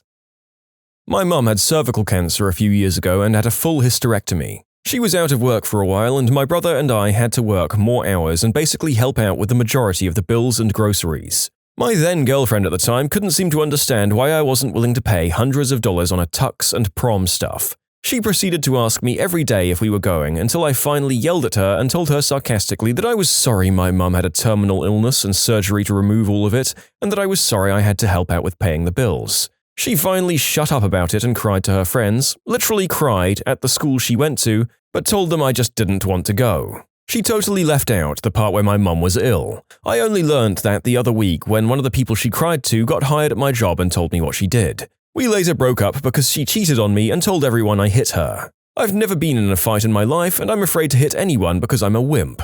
I guess prom overrules helping my mum with her medical bills. Mum's been well for about 4 years now. The ex has moved on to have 2 babies and she's not even 22 yet. I dodged a bullet. Ugh, my friend's dog. He used to barbecue a steak for the dog once or twice a week. Apparently the dog didn't like it pan-fried. The only human food my cat eats is roast beef, and only when my mom makes it. My cooking? He screams for it, and then when I give him some, he looks at me like I'm trying to poison him. A friend of mine saved up for an iPod when they first came out. Literally saved for a year to get one. His mum took him and his sister to the mall so he could purchase this. His sister started throwing a tantrum because she didn't have one as well. Their mum got so fed up with her that she bought the sister one just to shut her up. I've been that, brother. It really does kill you inside. Just to make everyone feel good, I had a fist bump moment at the servo with a dad which started out rotten and turned awesome. His son wanted a Kinder Surprise and the dad said no. So the kid threw a Kinder Surprise on the ground and said, "Now you have to buy it." The teed-off dad pays for the said chocolate and waits for the kid to hold out his hand with a huge smile on his face before throwing it in the bin and dragging the now screaming kid back to the car. Most satisfying turnaround I've ever seen. When did someone try to force a "it's either me or them" choice, and how did it go? It's me or the business. I'd lost my very comfortable sales job and I wanted to try being a self-made man. After 4 years of covering all of our expenses, house, insurance, vehicles, vehicle insurance, groceries, vet bills, gas, utilities, and recreation, so that she could pay off her school loans, she was unwilling to cover our bills while I tried. I had a big enough severance to still cover our bills for nearly a year, and enough savings to use half of it to go in $15,000 with my brother on startup funds and still have $15,000 in the bank. She wouldn't even hear it, said I couldn't do it and that I'd fail. It's been 7 years. Last year, my brother and I made $350,000. I left her and didn't look back. Nothing feels better than being told you'll fail and then proving that you won't. Not my story, but a story of a bird we used to own. A large cockatoo that my mum brought for my dad. Truth is, the bird ended up loving my mum more than anything and would scream at everyone else and pick out its own feathers over stress while not being with my mum 24/7. I guess cockatoos can get really attached easily. Who'd have thunk it? Got so bad that my parents ended up giving the cockatoo away to some family acquaintance. The guy loved the bird and would walk around town with it on his shoulder and stuff. Eventually, he got a girlfriend, but after several months, the bird was being jealous and a bit of a C-word to the girlfriend. The girlfriend had finally had enough and told the guy, "It's me or the bird." The guy picked the damn bird. Actually, what probably happened with your mum and the bird is that the bird fell in love with your mum and was getting jealous or protective over her when others would approach. This happens because if you pet a bird anywhere else than its head, it mistakes the petting for love and affection, and it causes the bird to perceive the other as a mate. Look it up if you don't believe me. My ex-girlfriend said I had to decide between her or my cats. She lost. One of my cats had a reaction to meds for a toe abscess and chucked up in her shoes, and she went ballistic. They weren't even expensive shoes, but old ones that should have been in the bin ages ago anyways. She objected to the amount of money I was spending on vet bills, my money and not hers, by the way. We weren't living together and didn't share any bills or finances. I'd had that particular cat since I was a kid, so there was no contest. He finally died last year just short of his 26th birthday, lying in the arms of my current partner who spoiled him rotten. In short, love me, love my cats. 26 is an incredibly ancient feline. The oldest I knew was about 20, and that thing was the most frail animal I've ever met. A very well-preserved kitty. Follow on comments. My husband's cat is a complete butthole. She has never consistently used a litter box and hates everyone but him in a hissing, biting sort of way. After a few years of living with me, she's finally accepted me as well and is only somewhat nice. However, he has had the cat since he was a kid, over 15 years now, and I would never ask him to give her up. We do come to compromises, like she mostly lives in a crate so she doesn't make the house a mess, but it's a huge crate with platforms and things to play with. He has to clean the crate, but we both get her out so she can run around and get attention. I know one day she's either going to pass on or get really sick. We're prepared and we have a plan in place of what we can afford, and at what point we have to let her go. My point is, if you marry a man with a cat, you marry the gosh darn cat too. I told them to choose between me or their substance use. They chose the substances. She told me it was her or my car. Not in the normal sense of she wanted me to sell it. Money for me at the time was tight. I wasn't struggling but couldn't afford many luxuries and needed new tires for my car, but she wanted to go on a shopping trip. When I say needed tires, the fronts had turned into slicks. When I said I couldn't afford to give her money because I needed to put it into my car and explained to her it was a huge safety issue, she gave me an ultimatum. I chose my car and safety. My ex-wife once asked me to pick between her and our daughter. I told her she'd lose, and she ended up getting the help she needed with the postnatal depression. Good man. Also, that's great that she got help. Explain, please. Why was she wanting you to choose? I understand she had depression, but what exactly was she asking for? She either wanted to leave or for us to give up our daughter for adoption. She felt incapable of being a parent, and even after treatment, she didn't really bond with our daughter for several years. My dad's girlfriend witnessed me being bullied and mistreated by her brother and denied it for years. I told my dad it's me or her. I don't have contact with my father anymore. My dad came over and told me to choose between my fiancée and mother of my child or my family. I'm now married with 3 beautiful children and couldn't be happier. I still occasionally hear from my parents, but we rarely respond. I'm not the one missing out on my kids' lives, not my problem. To expand, my dad hates my wife for unknown reasons. He's made up every excuse in the book, from she's too picky to she's the reason I don't go to church. My family didn't start going to church till I was in 8th grade, and I stopped going sophomore year. I didn't meet my wife till junior year. He is selfish and has called my kids stupid. The last time I went out to dinner with them, he told me this great story about how he was telling a waitress that she should be my wife, and that there was just the small problem of my current wife, but she could be gotten rid of. He's just an awful guy who's really great at hiding his true persona from the rest of the world. I see through his BS, and he puts on a front to make everyone think I'm the butthole for not seeing him anymore. My wonderful in-laws have more than filled in for their absence. He also hates them and is rude to them. He told another waitress that I was dating some awful bride of Satan bimbo. Turns out that waitress has known my wife for 15 years. My wife is one of the nicest, sweetest people that I've ever met. She goes out of her way to accommodate others. My dad has basically convinced all of my local aunts and uncles and cousins that we're terrible people, so I never get invited to family events. So in short, Dad is a prick, my wife is not. I have 3 beautiful kids and I don't give an F about him. Either we open up our relationship or I'm breaking up with you. We opened our relationship and she broke up with me anyway. I need to test drive all the cars or that one car on the lot I like the look of before I sell the car I own right now. Can I do that for a few months? That's usually what ultimatums about open relationships mean. I'm not even against them, but people are seriously dishonest as frick a lot of the times they ambush people with them out of nowhere.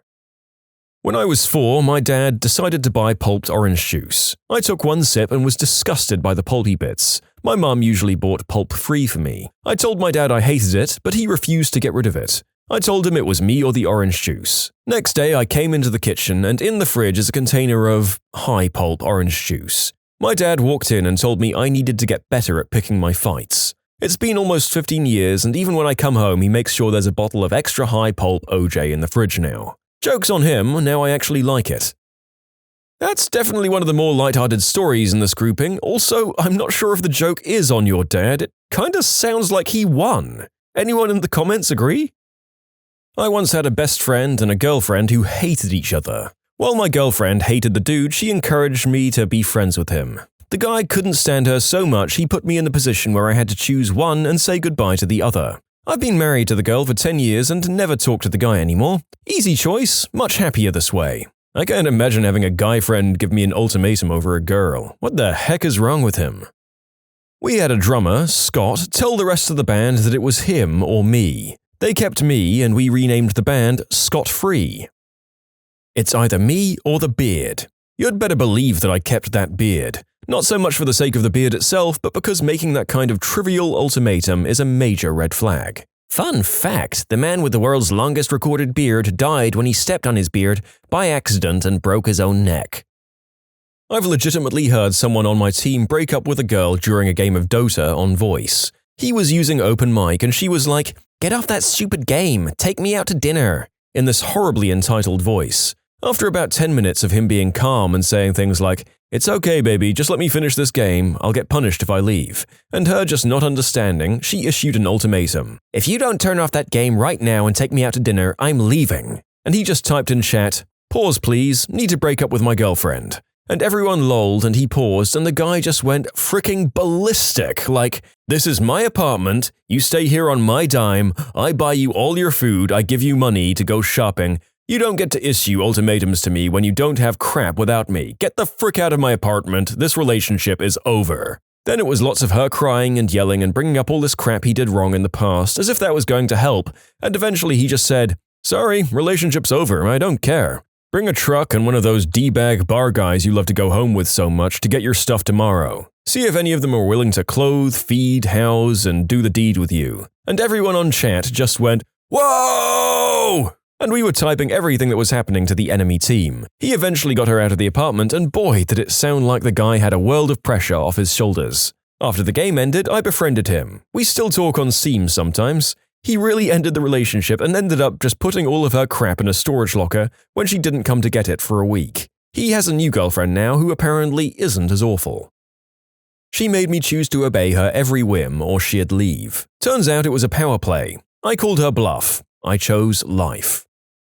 My crazy girlfriend said I was obsessed with my GameCube, and said she'd leave if I kept it and the games, or sell it and she stays. Currently, I'm living a happy life with my GameCube, controllers, games, and my other consoles and games. I don't know what happened to her. Was her name Sega Saturn?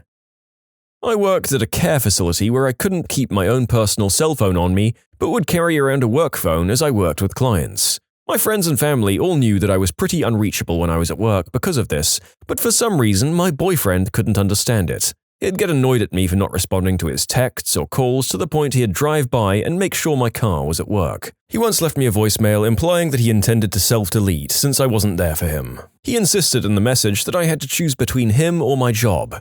After I got him checked out, I broke things off as gently as possible. It wasn't so much that I had my dream job, but more that we didn't have an emotionally healthy relationship for him and his possessiveness was going to kill him. You can submit your own stories to be featured here on the channel. The story submission link is in the description below, and if you want to listen to some vibey music in the background, check out easymode, also linked below, and subscribe. Boyfriend wanted me to move in but was allergic to cats. He said I could either prove I loved him and was ready for an adult relationship by getting rid of my cats, or we were done. We'd only been dating for 4 months. I tried to explain that throwing out pets I'd had since high school was a jerk move that I wasn't willing to make after a few months. He said I was a silly child who loved useless, disgusting animals more than humans. We were done. I suppose it's hard to empathize with a cat if all they bring you is problems and itchiness. I'd hate life too if I couldn't pet any animal within reason. I tolerated even having the conversation because he told me he was allergic, which is a valid reason to have qualms about pets, but by the end I don't even think he was allergic. Just a jerk trying to pull a power maneuver. Years later, it turns out I'm allergic to cats. I laughed in my doctor's face when he told me to get rid of them. A girlfriend once told me I had to become a Christian or we could break up. We broke up shortly after that. Yeah, she would have to be a terrific lay to make me want to lie to myself like that, and ironically, knowing that she was that good at doing the deed would raise questions about the degree of her faith to the religion I was joining. Paradox. When I was 16, I got home from school, early release from my last block.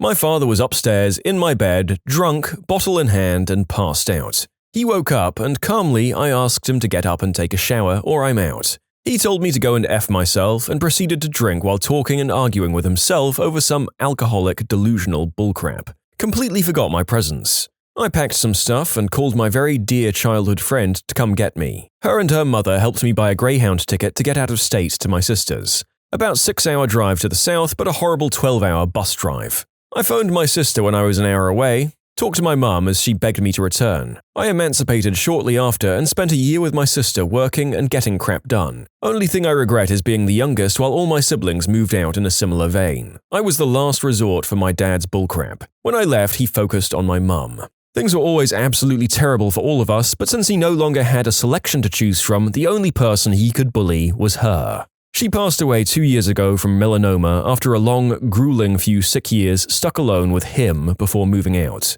I came back around and aided and took care of her during treatments and sickness until the day she passed. But still, man, I regretted leaving him alone to destroy her mentally and physically. Double-edged sword, I guess. Glad I left to save myself from that situation, but I still can't forgive myself for letting her go through that alone. One of my best friends said, if you end up with her, we're done. He didn't like my girlfriend, and that was his good right. But try to force my hand and you'll have another thing coming to you. I've done that to my best friend. I'm talking best friends since diapers, like a brother to me. He was starting things up with this girl who had a reputation. Substance problems, restraining orders, stealing from everyone around her, that sort of crap. I told him that if he was going to trust me on anything, it had to be this. Luckily, he chose me. She's now in jail for trying to kill one of her boyfriends. Not me, but my husband. His ex-fiancée is allergic to dogs and refuses to take medications her doctor suggested. She told him, it's me or the dog. His dog is his number one love. He chose the dog. I'm really happy because then we met and I love dogs. So it's us, our 2 dogs and 2 kids, living happily ever after. College roommates agreed I could get a cat and then they changed their minds. The cat was behaved and used her litter box. They didn't give a reason but said she had to go. I moved out. It's either me or your dogs. I chose my pups. No regrets. My ex-boyfriend said it was him or my dog. He refused to move into my place if he was living there too. I chose my dog. He was potty trained and overall a good dog, but he didn't like my boyfriend and therefore my boyfriend didn't like him. My mum gave my biological dad's mum the ultimatum of either going to rehab and getting clean so she could see me when I was born or choose her smack. Needless to say, I have no relationship with my dad or his mum. Some guy I was seeing told me I wasn't ladylike enough. He said I swore too much, announced when I had to pee, called him dude, and generally acted like a guy. I guess he wanted me to change, but I dumped him instead. I met a chick that acts just like you. 10 out of 10 would marry again. Well, crap. Find me a man who thinks like you. There are dozens of us. Literally dozens. I gave my former boss an ultimatum once. I could either have a vacay or I'd turn in my keys. I hadn't had a single day off in over a year and worked nights, weekends, and holidays. I got the vacay. I pulled that once. My grandmother offered to pay for a trip to Europe to make up for past offenses. Never missed a single day of work. Was never late, always worked overtime. Hadn't even asked for a raise in 2 years. The plant was going to be shut down for a week and a half during Christmas, and I wanted an extra week and a half after that break, unpaid of course. I asked for that in August. He delayed until October when I said I was going and just needed to know if I'd have a job when I got back. I had a job when I got back. Not me, but a mate and I were playing Warhammer 40k. His girlfriend was there being bored. They wandered off and she gave him the ultimatum. It's either 40k or her. He came back in and she didn't. What is a mere mortal woman compared to the glory of serving the God Emperor of mankind? I can kind of get this actually. At this point, I have such a critical mass of wargaming miniatures and terrain that giving up my hobbies means losing or at least selling literal thousands of dollars worth of stuff. Regardless of whether she was worth it, it's just such a hassle to give a major hobby that you've had for years up. Also, who would force me to give up something that brings me so much joy? I've had 2 superiors tell me that if my wife ever told me to choose between the military and her, pick the military. You being home more often will aggravate the problems you have, not fix them. Source? They're both divorced now. I've always stood by, if you're the one that makes me choose, then you're the one that goes. I told my best friend she could either hang out with her new friend or me, but she couldn't do both. Her new friend was a mentally unstable former roommate of mine who attacked and threatened everyone in that apartment with a knife before being committed to hospital for several months. As soon as she was released, she came back to school, found me and my friend, and became fixated on spending time with my friends and going to the school clubs that I went to. My best friend told me that anyone who dared give her an ultimatum like that didn't deserve to be in her life. I just shrugged and explained that her new buddy put me in therapy and I was considering a restraining order. I was sorry, but I wasn't willing to allow that girl back to my life. She threw a fit about how dare I say something so manipulative. She spent the next week trying to trick or force me into going to social events where both of them would be. I went no contact with both of them. A year later, my former best friend tracked me down to apologize, that she didn't know how crazy and mean my old roommate could be. She wanted to patch up our friendship, but by that point I didn't trust her anymore. That's pretty lethal to any relationship. A few years back, my mother said if I continued dating my girlfriend, it was proof I hated her. I guess I must secretly hate my mum because I ended up staying with my girlfriend, now wife, who is a saint and is literally loved by everyone else in my life. I didn't mention that my mother has severe issues, but perhaps you could figure that out. Needless to say, I don't come around very often. I was at this party a couple of years ago in the backyard in the city, and everyone got quite wasted. We were out on the street as well. When this group of kids, 10 to 12 years of age, came up and threw water balloons, yeah, I know, at us, and some of those that didn't explode we threw back at them, which obviously made them mad. An hour or so later, I came into the backyard from the toilet downstairs when I saw almost everyone from the party gathered up, and then one of the big brothers to these kids, around 25 years old, we were 16, had his hand on this girl's face and was pushing her up against a wall. And obviously, I wasn't just going to stand around doing nothing, so I pushed the guy away, and as he started to leave, he flew back and threw a forceful punch right at my face. So I went out for a few seconds and stumbled back. I had this liquor bottle in my hand. All I could think of was smashing it against that fricking idiot's head. And I started approaching him when my crying girlfriend, who witnessed everything, came up and blocked me, and obviously, as drunk and mad as I was, I kept saying that I wanted to smash him with that fricking bottle, and that's when she said it was either her or the fight. And obviously, I knew she said it to keep me out of trouble, and I loved her, so I picked the first. I had a friend who was saving me, even though she had a boyfriend, and chasing off girls who showed any interest. I started dating someone without telling her, and was given the choice between her, my at the time best friend, and my new girlfriend. Needless to say, choosing my girlfriend was the best decision of my life. We're still dating 4 years later and are as happy as an oyster.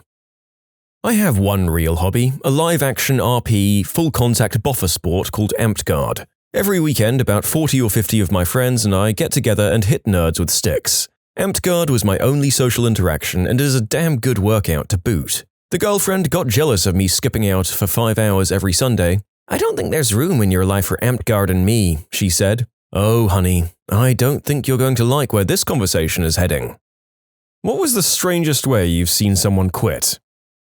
My boss, in retail, called me into work for noon and was showing me how to check the company email and set alarm codes for the doors, and then gave me the password to his company BlackBerry. This was strange, and then when the regular guy came to start his shift at 1, he closed the store and came out with all his stuff and said, "I'm officially done with this company as of right now." The phone started to ring and I reached to grab it, knowing this was the district manager, and not wanting to confront him, he literally ran out of the store and I haven't seen him since.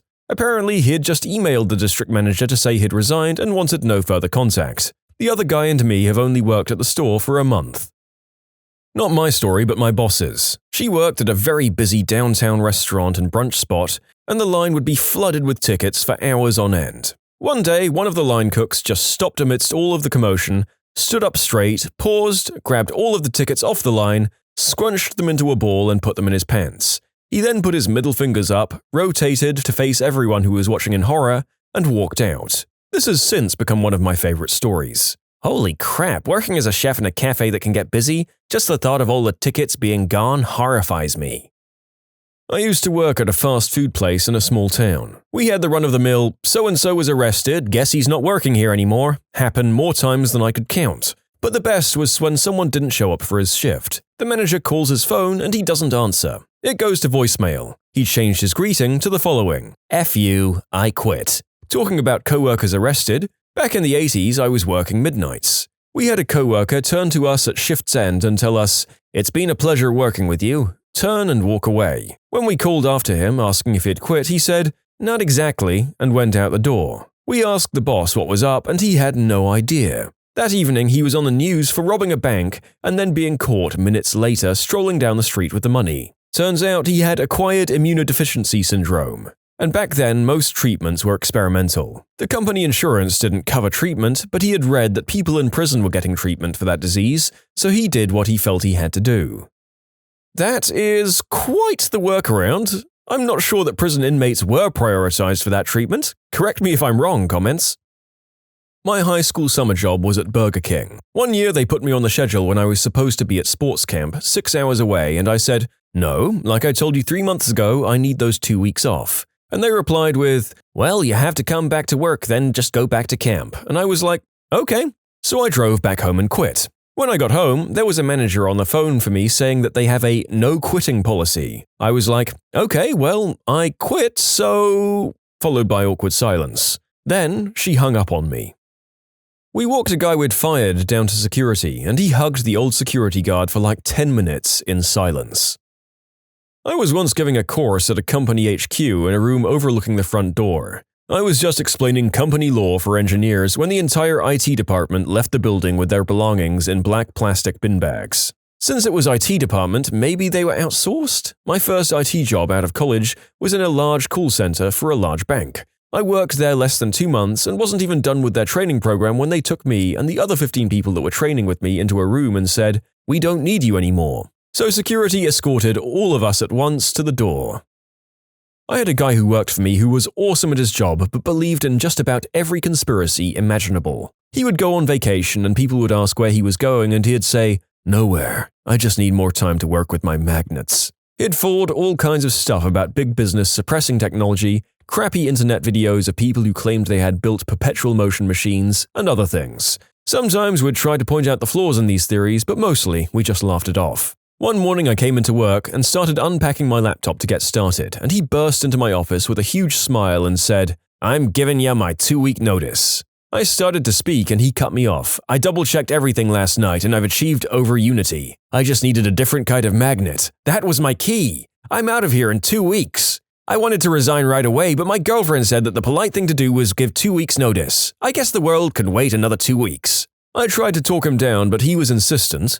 Over the next 2 weeks, he continued to work diligently on his remaining tasks, but he had a perpetual smile on his face and declared loudly to anyone who asked that, "I've solved the world's energy problems," and that, "This is a revolutionary game changer." Someone joked that something this radical might put his life in danger, and he responded, "I have taken steps to ensure that if anything happens to me, my invention will still get out to the general public." His last day was almost identical to anyone else's last day at the company they resigned from, only he acted like the happiest person in existence. 3 months later, I got an email from him that was entirely in lowercase letters and looked like it was written by a completely different person. It was something like, "Hi, I was wondering if my position had been filled. If not, I was wondering if I could have it back. There's something wrong with my device. I think it's the magnets, and I don't have enough money right now to fix it. I need a job, thanks." His position had been filled. I tried going through finance to get another position opened because, all crazy aside, he was good at this job. But the vice president of development shot it down when it came to him in the approval chain because he didn't want employees to think they could leave and still have a job to come back to whenever they wanted. This was at a restaurant. The general manager of the place was fired for being a scumbag, pervert, moron. After he was escorted to his car, he drove back to the front of the restaurant, got out, ran to the grassy area and started pulling up handfuls of grass and throwing them at the windows, whilst screaming like a burnt child. I used to manage the tech support side of a call center for an ISP. I had one tech come in and put a 6-pack of beer on my desk and said, "That's that," and walk out crying. Crying? I usually only do that on my way into work. I do it at work, for efficiency's sake. My supervisor used to tell everyone at my last job they were easily replaceable. He was a former military guy and he tried to run the place military style. He'd threaten people, break stuff, and make unreasonable demands. So one day I found a new job and just quit without notice. He got a hold of my number and the next day he called me and yelled at me for being unprofessional. He said I owed him 2 weeks. I told him I'm easily replaceable and he should have no problem finding a replacement, and then I hung up. I should also mention that job had the bare minimum amount of employees to run the place. If someone called out, we'd all have to work at least 2 hours overtime to make up for it. If anyone took a week vacation, it was a nightmare. My quitting like that set the place back a few months until they hired and trained a new guy to replace me. Yeah, there's a difference between a rifle grunt and a specialist. I'm guessing the supervisor was probably in the front-line infantry to have gotten that idea. It's a long story, but our manager wrote up me, my friend, and literally everyone else who had worked that day because she thought someone stole $20 from her. My friend and I decided to quit because I'm not going to sign a write-up when I did nothing wrong and she's too stupid to lock her stuff up. I took the paper, simply wrote "I quit" and handed it back to her. I looked at my friend and he looks right at her, just staring at her. Then he slowly crumples up the write-up, puts it in his mouth and starts chewing, just staring at her. He turns around, walks to his car and drives away, still the whole time with the paper in his mouth. It was glorious. I had a friend who worked as a night baker. One night they wrote him up for being disorderly. They were sitting down at one of the tables in the dining area and they slide him the paper. He threw the paper in the air and shouted, "Nope," and then just went back to baking. They didn't fire him and he didn't quit. I don't know how he got away with it. I ran away after quitting. I was hired by a competing company, put in my 2 weeks, and the boss got suspicious. He came by my desk and told me to follow him into his office to sign a non-competition form, basically saying that after I left there I couldn't work for the competition for 6 months. I was crapping my pants as I got up to follow him. At that exact moment, the phone rang. I picked it up and told him I'd be there in 5 minutes.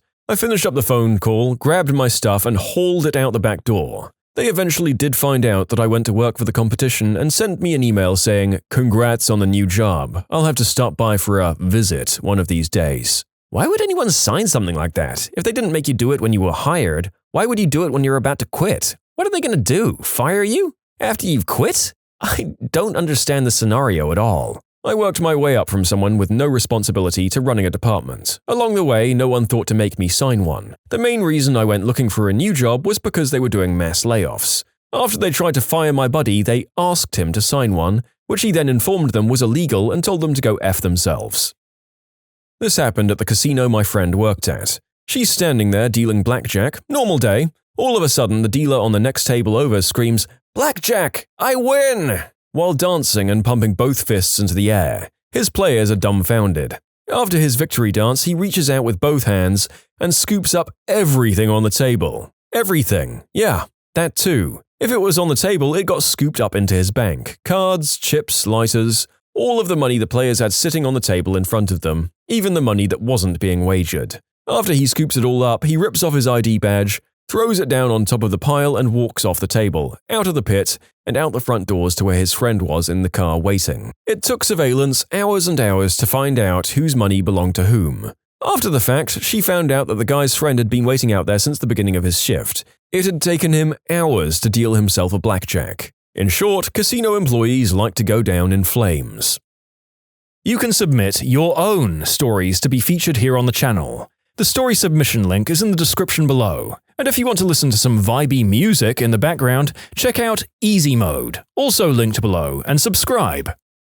Worked at a very fancy French restaurant. The chef was a master chef and thus he had the biggest ego of anyone I'd ever met.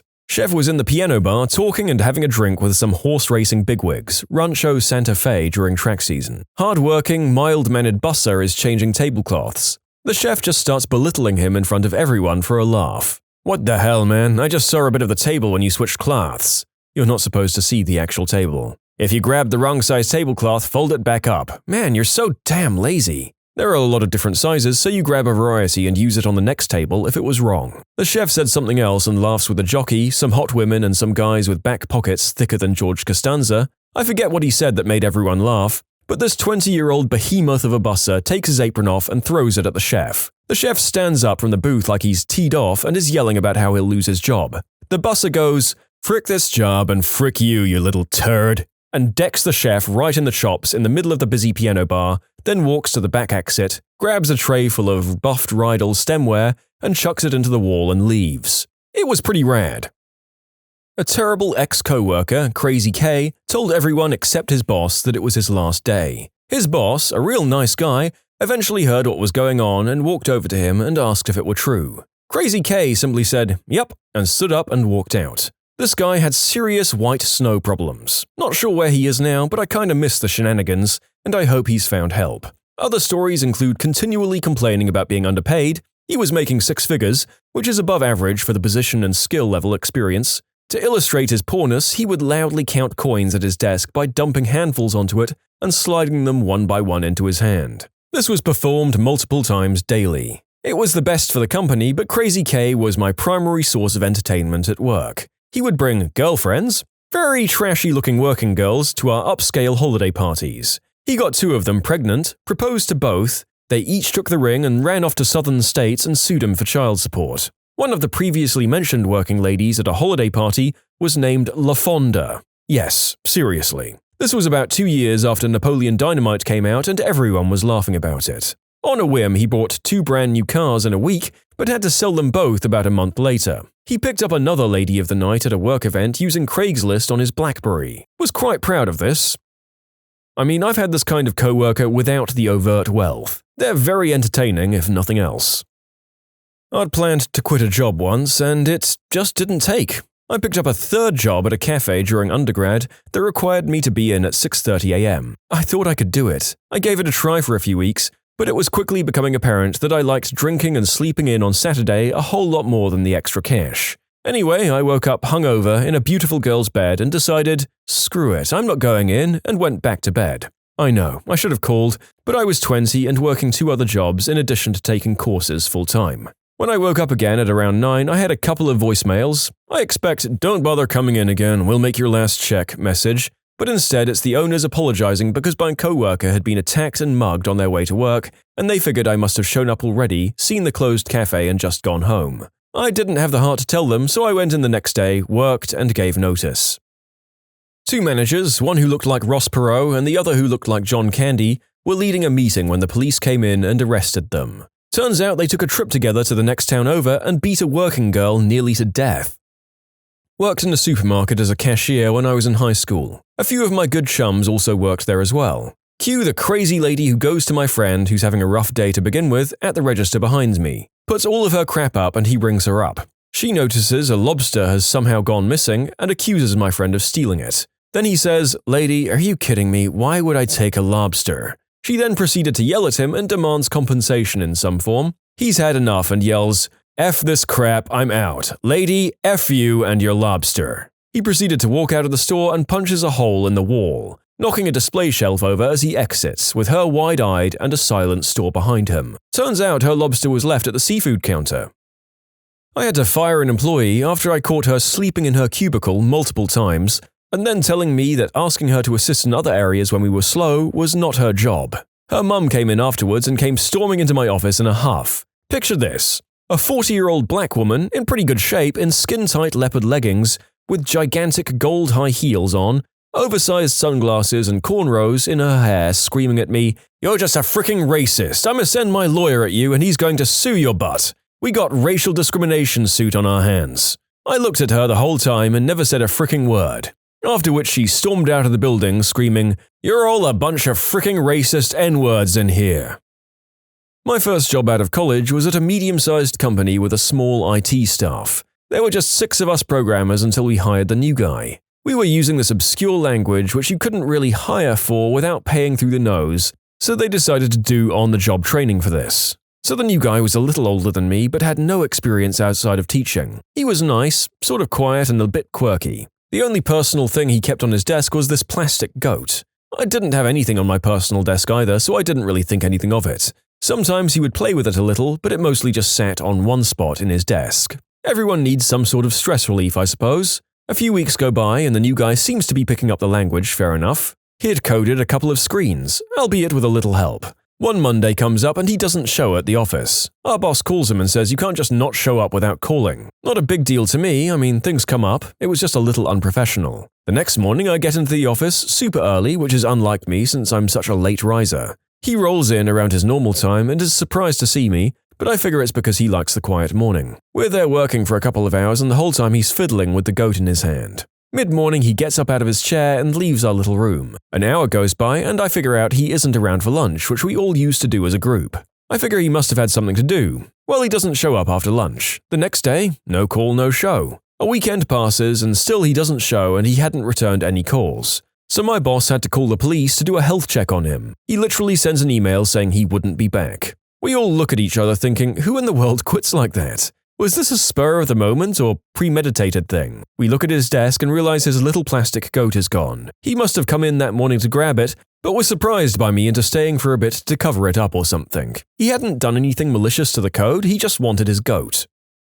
A guy I knew got an email for a meeting in the boss's office.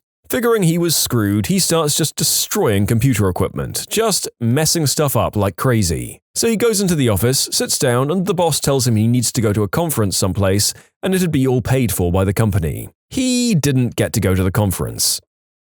My previous company was so awful that we'd get new employees sometimes that would get the vibe very quickly and quit within the first few days. But the classic was the guy who never came back from his lunch break on the first day. Within his group in our company, his name, Greg, became a verb meaning to quit at lunch and never come back. So occasionally you'd hear a frustrated employee saying, "That's it, I'm doing a Greg."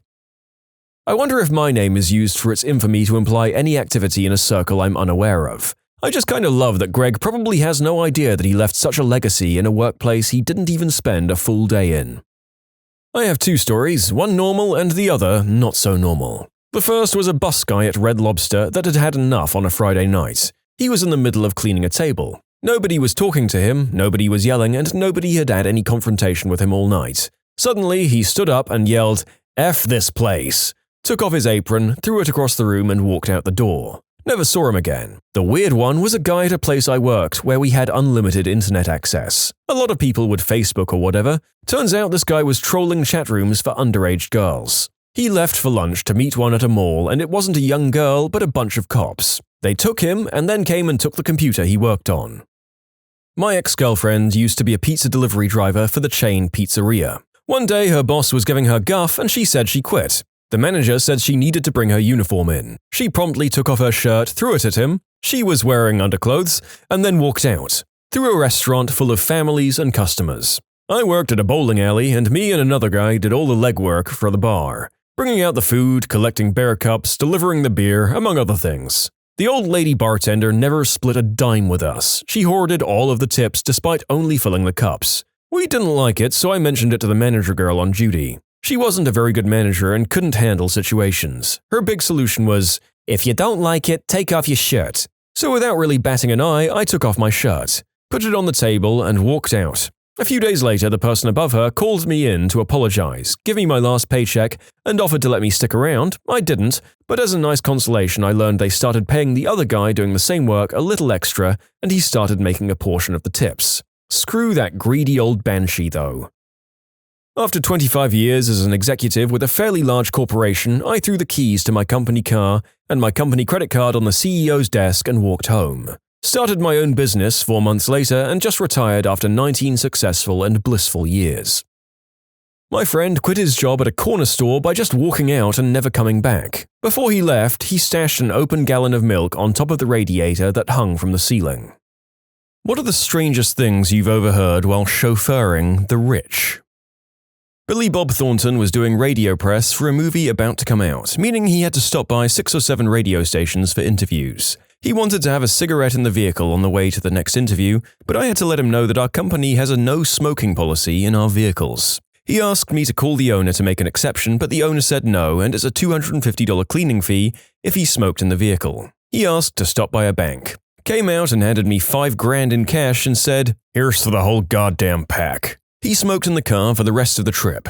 Later, I got up the nerve to ask him if that's the most expensive pack of cigarettes he'd ever smoked. All he said was, "Not even close." Never explained it further. I think about him often. Picked up a wedding party. Bride, bridesmaid, and bride's boyfriend who was paying for the wedding. They had a magnum of champagne and we drove around for quite some time while they snorted white snow in the back. They were using rolled up 50s and 20s. then tossing them to me in the front seat as tip money. I dutifully brushed off each bill and added them to my wallet, pretending not to know what was going on. The couple argued off and on about showing up to the wedding. Apparently, she felt weird about getting married, and he was trying to convince her it was a good idea. Finally dropped them off at the church, and he slipped me a matchbook with his name and number written on it. Yeah, it was the late 80s and I was a young woman, one of the only female limo drivers at the time in that city. I scored a sweet leather jacket with the tips from that night. So many weird stories. And to clarify, the bride's boyfriend and the groom were not the same person. A chauffeur I knew ended up driving around some big stars. He was a big guy, like 6'8" and super muscular. His best story was when he was driving around a few WWE, or WWF back then, stars, and they awkwardly asked him not to get out and open the door for them because he'd make them look smaller. I'd totally believe this. The WWE had an on-air personality named Tom Phillips that was like 6 foot. In order to make the wrestlers seem bigger when he was interviewing them, they always had him sitting down, or if they were standing, they were framed from the waist up to hide the fact that Tom was standing with his feet spread out. And this is why the narrator only goes out to the clubs with a squad of short kings. I'm going to digress slightly from the topic to bring up another story that was written to us, not about people in limos, but their close cousins, people who go to country clubs. I once worked at a really exclusive club in Massachusetts, the kind you have to be born into or have generational wealth to be voted into membership by the board. Drew Barrymore was a frequent guest, and there was always a lot of tension between her and her ex, who always came with his extremely young new girlfriend and wife. She wasn't super friendly, no one was supposed to acknowledge they recognized her, and seemed constantly stressed. I felt kind of bad for her. Didn't seem like a fun life. Mitt Romney, Morgan Freeman, and a bunch of big-time athletes were also frequent guests. Someone got married at our club and spent over $2 million on the wedding. They flew out the event planners for Coachella to design every aspect of the wedding. It was a spectacular one and one of the most fun nights I've ever had. However, at the end of the night, the front desk saw the groom go home with one of the bridesmaids instead of the bride. I helped set up and cater this one member's garden party, a casual affair for them that must have cost tens of thousands.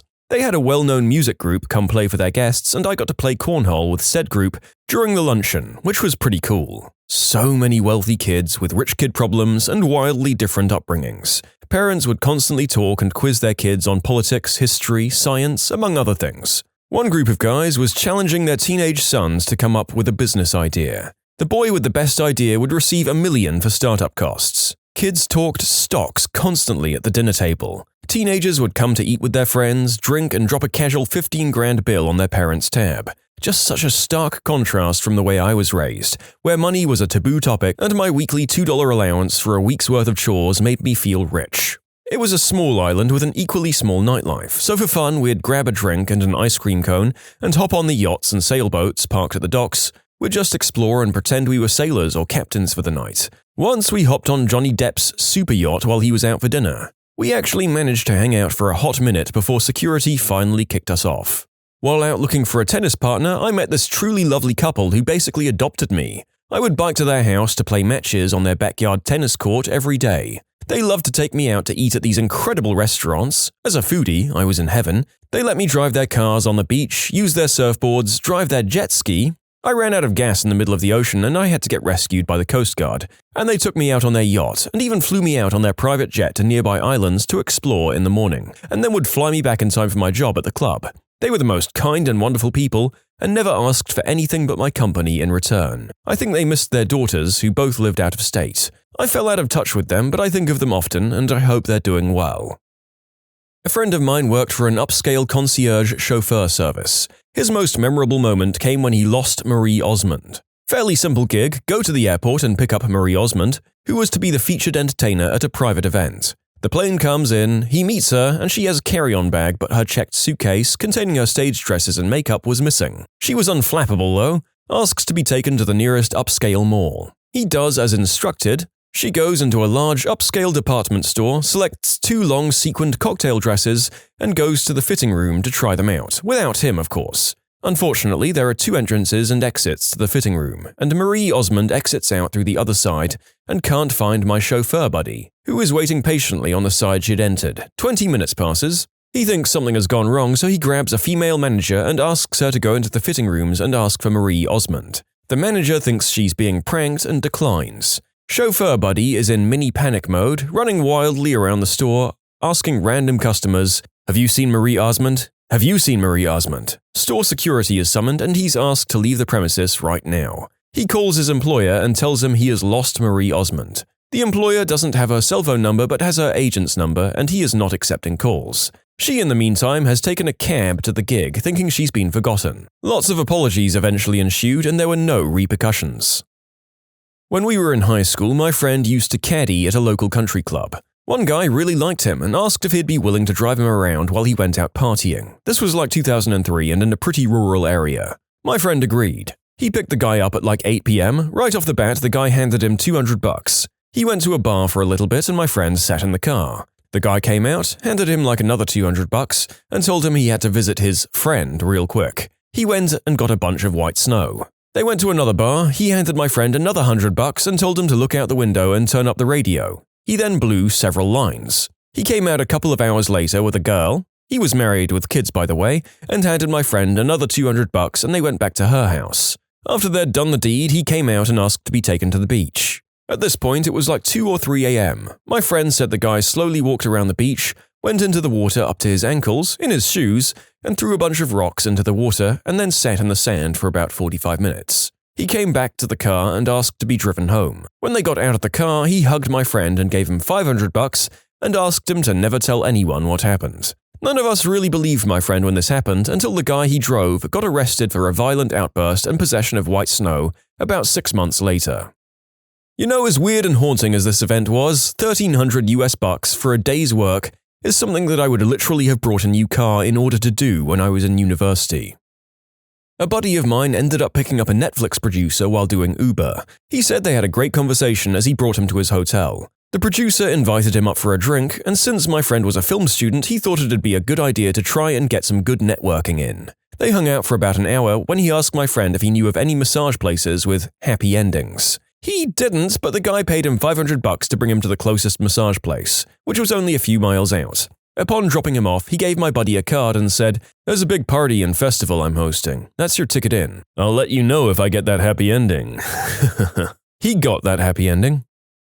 Not a chauffeur, but this happened because of a lack of one. Basically, a guy I used to know back when we were teenagers, 17 years old, had a lot of money. We just never knew how much until I was invited to go on holiday with him and some other friends. All expenses paid, of course. Anyway, we took a taxi to an area where this guy wanted to buy an apartment and wanted to show us, so we went with him and ended up spending the whole day walking around the area. We got tired and eventually wanted to go back to the house, but we were so far away that walking was not an option unless we wanted to walk for about 3 hours. Neither of us had enough cash to pay for a taxi, and back then taxis didn't accept cards. This was around 2000 or 2001. So this guy rings his dad and asks if he could send a chauffeur to pick us up, but the chauffeur turns out was busy doing some deliveries for the dad. So the dad instead says, "There's a Mercedes-Benz dealer's shop near where you are.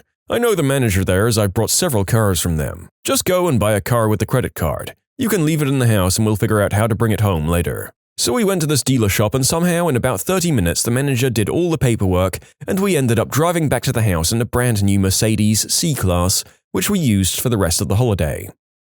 Mine isn't something that was overheard, but something that happened. At least I hope nobody could hear it. A friend of mine who worked in music was in a limo with Robin Thicke and a load of dancers and models driving around London. We're all just chatting, and out of nowhere, Robin Thicke just starts going south of the border on one of the models. There was an awkward split-second silence, and then everyone just carried on and ignored it. Holy crap, I have a Robin Thicke story too. One of the administrative assistants at my work went to Vegas and met Robin Thicke there. He asked her at the bar if she wanted to come back to his room. When she said sure, he whipped out an NDA to have her sign. The guy cheated on his wife so much that he had paperwork drawn up so women couldn't tell on him.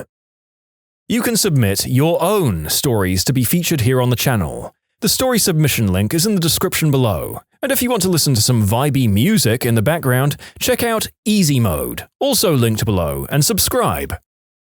I used to drive limousine and taxi. One time I got the manager of a fairly famous Canadian band in my car asking me where to buy white snow. I had no idea where, and I told him that, so his bright idea was to find a working girl, hire her, and ask her. I told him I couldn't help him pick up working girls either. He was disappointed but understood. He had me drive down a well-known street until he saw a working girl. He asked me to pull over, got out of the taxi, paid the fare, and then immediately flagged me down as a new ride. I knew what was up, but whatever. He gets back into the car with the working girl and she tells him what house to go to for some white snow. I take them there and wait a bit. They come back out and I drive him back to the venue. Then he offers me 2 free tickets to the show, which I gladly accepted as I loved that band and I'd seen them 3 times. Alas, I was still working during the show. I gave them away to 2 friends who had never seen the band. They had a good time and I had a fun story to share with them about how I scored those tickets. Not really a shocking conversation and hardly a famous person, but it was interesting how easily and full of trust people can be about searching out and buying substances in a strange city. For the record, this was 2003. My dad was a chauffeur back when I was younger, and he told me a story of driving the director of a company down the road with the Blackpool illuminations in the company limousine. The director was standing up, out of the sunroof with his arms out, waving at people as he drove past. What the people on the street didn't know is that in the back of the limo there were 2 working girls going to town on his eggplant. Out of all the answers, this is the one that made me go, aye, that sounds about right. Frickin' Blackpool. I have multiple people pay me handsomely to let them smoke green herb in the car. Heard a French guy yelling at his wife that $10,000 was too much to pay for 2 bracelets that she brought. Also overheard a lot of business deals with absurd amounts of money referenced, like tens of millions. I've had conversations at work where I've said just buy 2 of the gosh darn things, it's only $25K. Kinda crazy to go from that to debating if I want to keep my HBO subscription that night.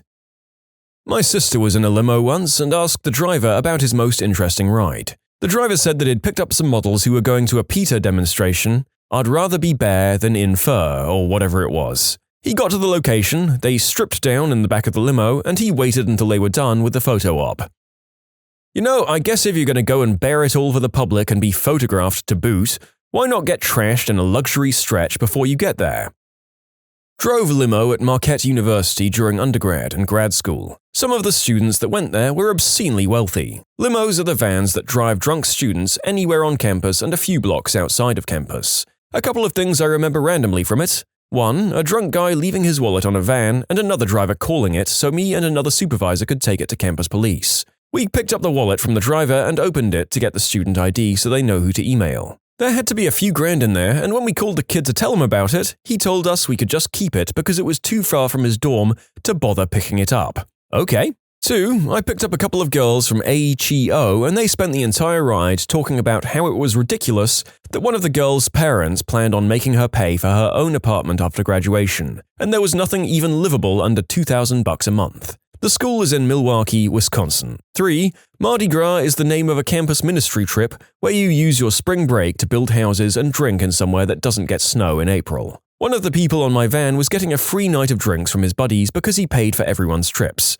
I think it was like $1,500 per person if I recall correctly. 4, it's a free service and a frat star tried to pay me for the ride with a Ziploc baggie of white snow. I said no and he called me a legend and left $20 in the cup holder before I realized it. 5, rich kids are rich, but foreign rich kids are usually on a different level. Was talking to a guy from Spain who said his dad did something with movies over there, I don't know. He had an actual Rolex on and ended the conversation with, "So anyways, do you know where to find any crystal? Rich foreign kids are crazy." I had a Russian friend and I'd always just generally assumed he was at our university in Scotland on some kind of scholarship.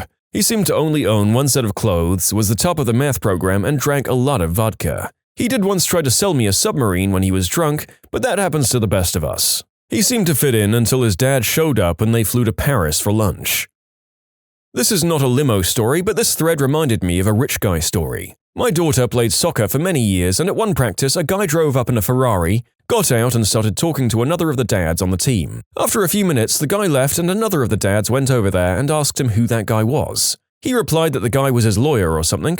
I came to find out years later that the guy in the Ferrari was a multimillionaire and had one and only one client, that dad, and his only job was to handle the dad's charitable donations. So this guy got filthy rich donating millions of dollars of someone else's money and taking a percentage off the top. The dad, who was apparently worth several $100 million, never came across as rich at all. He wore sweats to and was at every practice and game. He drove a Camry. He had been married to his average-looking wife for 25 years, stuff like that.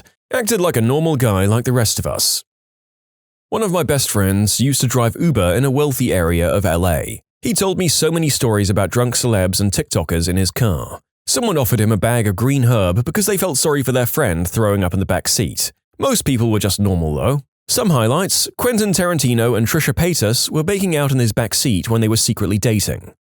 Mike Tyson is apparently very nice in person and also a giant pothead. Somebody on Gossip Girl and her friend were arguing about chicken nuggets and tried to get him to go through a Wendy's drive-thru during the lunch rush when there were already 10 cars in line. Addison Rae and one of her friends took their shoes off and left them in the car. Leo DiCaprio took more than 5 minutes to find the car. He seemed out of it and was quietly bobbing his head listening to music on his headphones.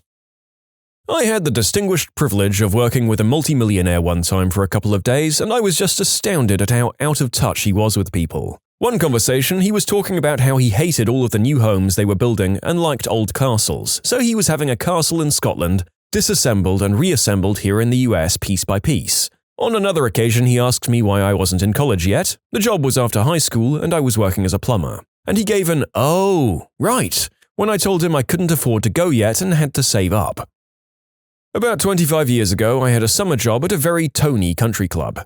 6-figure joining fee, 5-figure continuing membership dues, and that got you nothing but the privilege of paying top dollar for rounds, food, and the other services. I was a porter some of the time as we had cottages on club grounds for members to stay and make a weekend out of it. One of my duties was driving members to and from airports, usually private airports for private jets. One time I'm driving 2 guys to the airport and one of them starts complaining. Seems he and his wife are always fighting over who gets the jet every weekend and where they want to go. Well, the other one replied, "My 3rd jet is actually just gathering dust right now since my son went to college.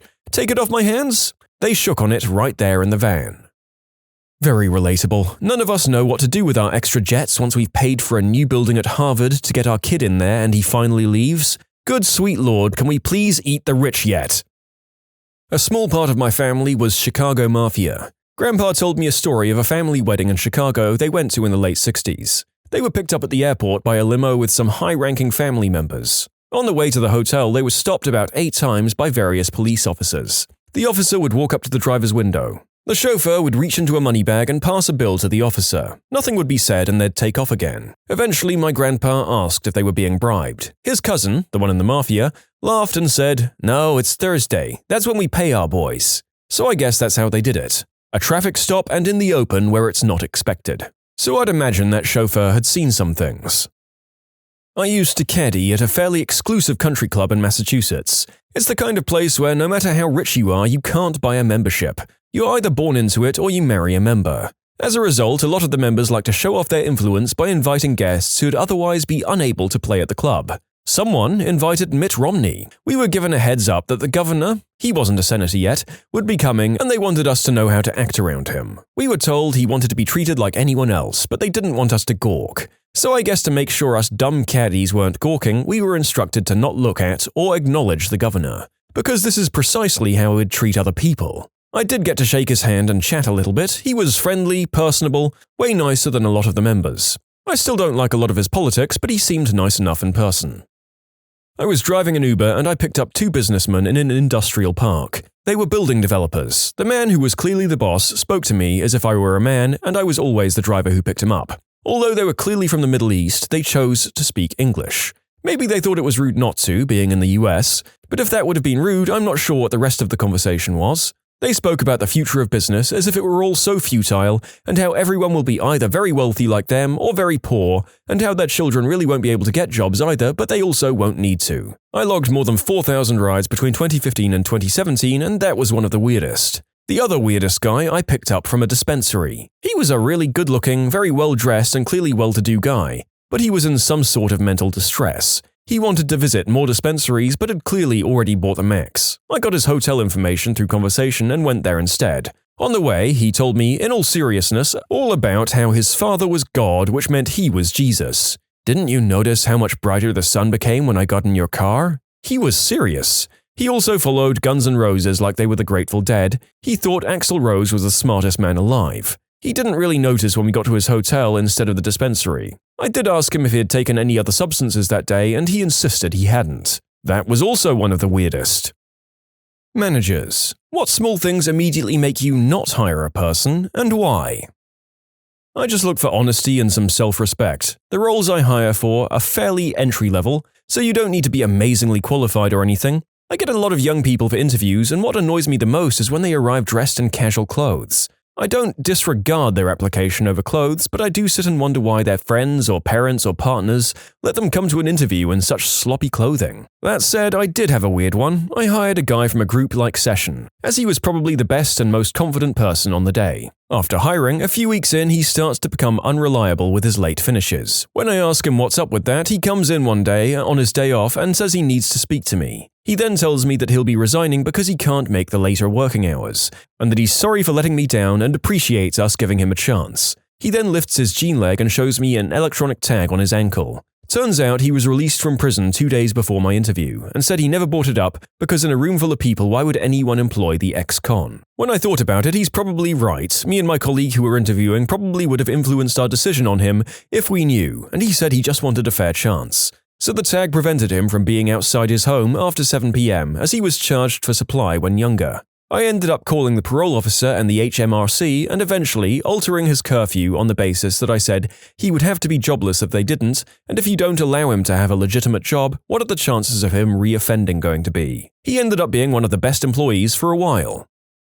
We were looking for engineers and we had this guy apply. He had a pretty sizable amount of experience to the job despite being a fresh graduate and had experiences and training in other fields related to the production industry. I asked him what position he was applying for and offered him the assistant production engineer based on his credentials alone. He looked at me with a disgusted face like I'd just insulted him. I asked him what was wrong and he replied, "Nothing really, it seems like a pretty good position, but I want something better because I can clearly see you're impressed by my resume." I took the bait and partly also due to our immediate need for engineers, asked him what his preferred position would be. He immediately answered that he wanted a supervisory position, like the general production manager. I asked him why he wanted such a position. His reply? "Seems like one of those jobs where I can sit in the office and play games on my phone all day without having to actually do anything." I quickly gave an excuse to end the interview right there and just told him we would call him. We didn't. Moral of the story? Never tell your potential employer you just want to sit on your butt all day and do nothing. I learned so much in some of these videos. Now I know that I shouldn't have said that in every interview in the past 5 years. You'll get there eventually, narrator.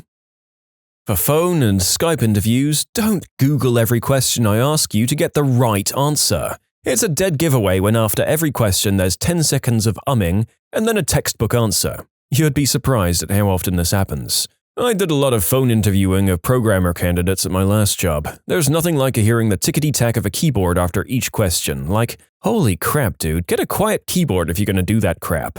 The most fun is hearing other voices whispering in the background. I guess it at least shows the candidate is all about teamwork. When the interviewee ignores the person who asks the question and instead talks to the person they think has the most power in the room. This has happened in entry-level positions, but I also helped interview for a position that would be working at my same level, as a partner. My manager told me the decision was ultimately up to me because I knew what I was willing to work with and what was needed for the role. I had a man come in and he wouldn't look at me, didn't shake my hand, and every time I asked a question, he looked at my manager for approval. Yeah, hard pass. I don't want to work with a guy who has no respect for me. Being blazed. Don't smoke green herb before interviews. It doesn't relax you, you just look and sound weird. Talking about your broccoli and chocolate diet to improve your telekinesis. This happened to me about 15 years ago. Showing up late for an interview already puts you in the hole. Not addressing it or apologizing for it will make it complete. Turn a negative into a positive and show you have accountability. Not addressing it shows that you don't have respect for me and my time. This. I don't care if you're a little late if you're apologetic and seem embarrassed or regretful when you turn up. That shows me that even though you've met a challenge and made an error, you can be humble about it, apologize, and move forward. People that showed up to an interview in dirty sweatpants and a hoodie or whatever and had no idea what the position really was. As a pharmacy or tech assistant. It happened more than once. Oh, and one guy basically said this. "I don't know, the pay would be nice, I guess." Same guy, different gem. When I asked why he had had 7 jobs in the past 2 years, he was like, all of those guys were buttholes, man." 1. Check your grammar and punctuation over and over. Correspondence via emails should be professional too. It's not a time to use shorthand like you'd send around in text messages to friends. Bad grammar in emails usually catches my attention right away in a negative way. There was a young woman interviewing for a position with me who was very creative and extremely qualified. However, her written correspondence was so poor with me that I knew she'd do the same thing with external clients, and she didn't get the position because of this. 2. I'll usually hire someone who's coachable and has a great attitude over someone who might have more experience but doesn't get along with others. One's attitude is really a game changer, and I'm more prone to hire those with a positive outlook on life. 3. If you want an in with the company, don't always go straight to the top. Maybe reach out to a lower-level employee and learn from them and get tips. I always take a look at candidates referred to me by internal employees, no matter how high they rank in the company. 4. Be genuine and authentic. I love candidates who straight up tell me, "Look, the last few years have been really hard for me. I jumped around jobs and looking back I realize I could have stuck them out a bit longer. But I learned from the experience and I want to do better." We're humans too. We get that life can be tough, so I appreciate people who are real and authentic. 5. And lastly, don't be an excuse maker and go on and on about issues. This makes me think you'll do the same in our corporation. During the interview process, be open and authentic, yet to the point and matter of fact. I believe every question can and should be answered in 30 seconds or less. I'm reading this thread as a hiring manager for a more or less janitorial position, and we're so badly hurting for employees at that spot that we'll pretty much hire anyone that applies so long as they clear the background check and the substance screening. Raggedy clothes? You're hired. Don't really have the greatest answers to questions? You're hired. Can't really explain or give a reason for the stuff on the application? You're hired. You physically showed up to the interview? Hired. It's crazy that the people that interview the best, show up dressed as well as they can be in their means, and clearly want any job, are more often than not the ones that get shot down because of background. It sucks that the ones getting hired over them quit 2 weeks in because they don't like cleaning things up. Be me, the hiring manager. The first thing I do when I get a stack of applications is throw half of them in the trash. I don't want any unlucky people working here.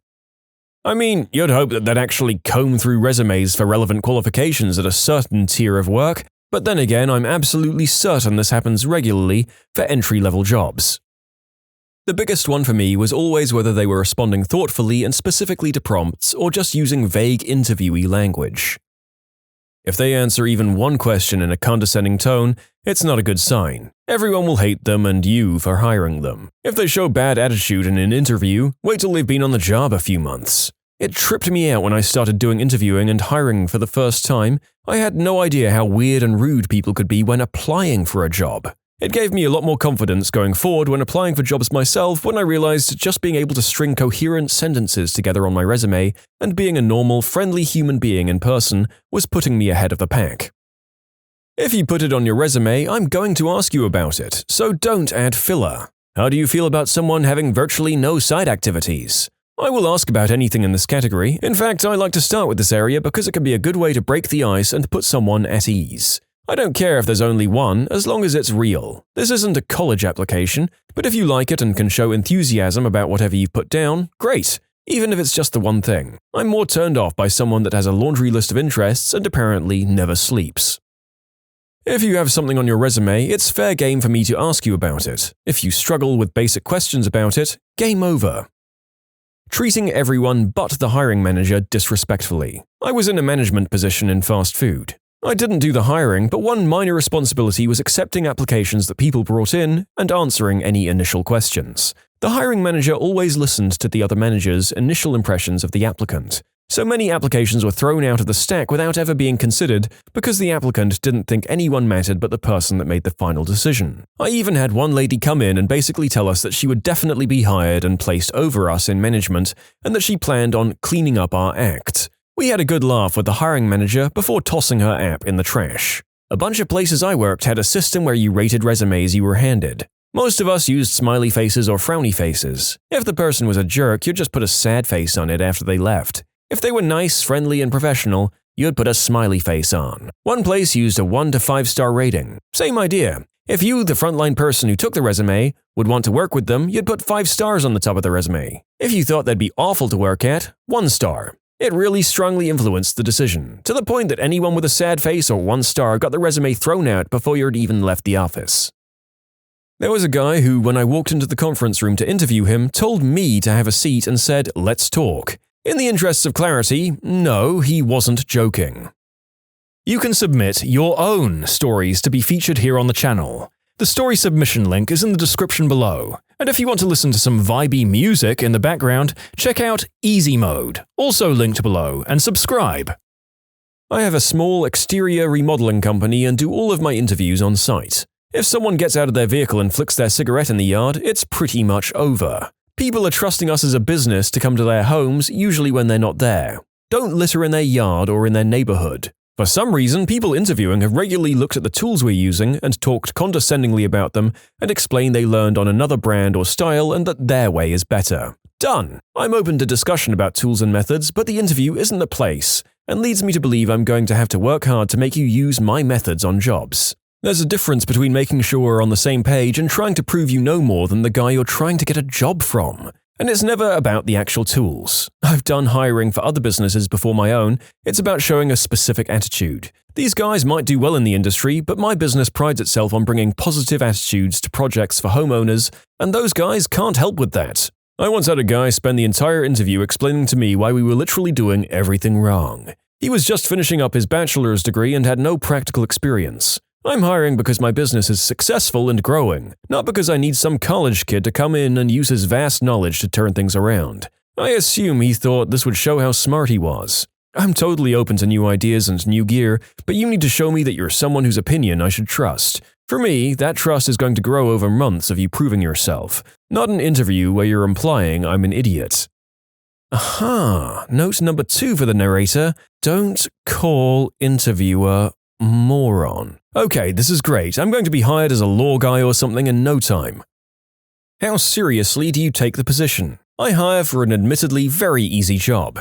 I had a guy tell me he only wanted it because it was really easy and he wouldn't have to take it seriously. He was one of 100 applying for 6 spots. He didn't get it, and every time he interviewed for that spot after, I knew I wouldn't hire him.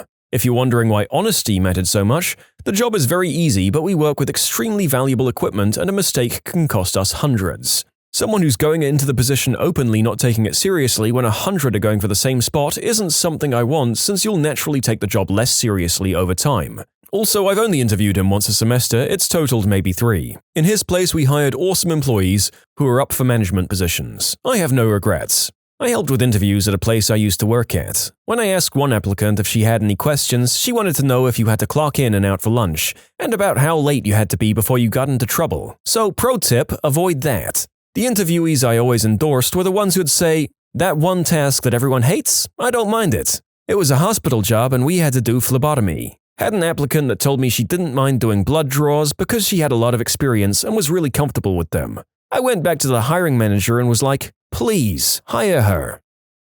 My last paycheck job wouldn't hire anyone who was rude or dismissive to the receptionist. This should be 100% a criterion, because if he or she is a butthole to the support staff during an interview, they'll be twice as bad while they work there. Just because you make more than the receptionist doesn't mean you should treat them like crap, because they're the ones that keep everything running. I'm not a big computer or email person. Then get the frick out and don't come back. This is an office job in 2019. Both of my parents claimed they got laid off in their mid-50s because of age discrimination, when they were both proud, not computer people. I've never understood how someone can proudly proclaim their willful ignorance.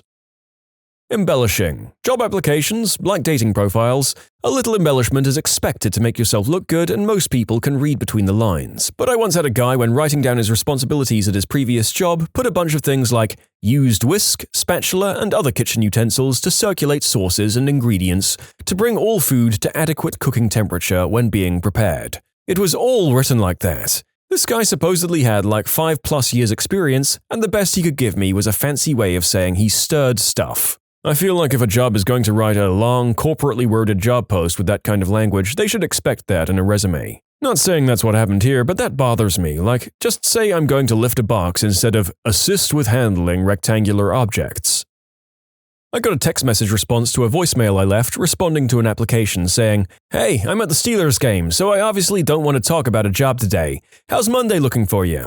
I'm available 8 a.m. to 10 a.m. I didn't even respond. I called an applicant who answered, "Who is this? The frick you want?" And I went on to further embarrass him by informing him that I wanted to talk about an application, but never mind. He proceeded to tell me I was a lying B-word and that my area code on his caller said I was in a different city and he's no idiot. Literally the neighboring area code. So the small things, I won't hire total buttholes. You don't imagine how some people just apply and then don't remember. I've had this kind of conversation at least 3 or 4 times a day. Hi, I'm calling you from my institution's name. You sent us an application for a job. I didn't remember sending you an application. I can see you applied yesterday at 7:32 p.m. Are you still interested? No thank you. Bye. Note that at this point they don't even know more about the job that could have potentially made them not interested anymore. When I was a hiring manager, it was quick, fluffy, and BS kind of responses to my questions that put me off. Good examples of things I did like to see. When I asked one person a detailed question, the interviewee said, "That's not a question I get too often, but it's something I want to be tactful about. If I were to think about it for a second," and then cue response. It really impressed me how they were honest and very professional about not having an immediate answer, which happens day to day in the industry I was formerly in.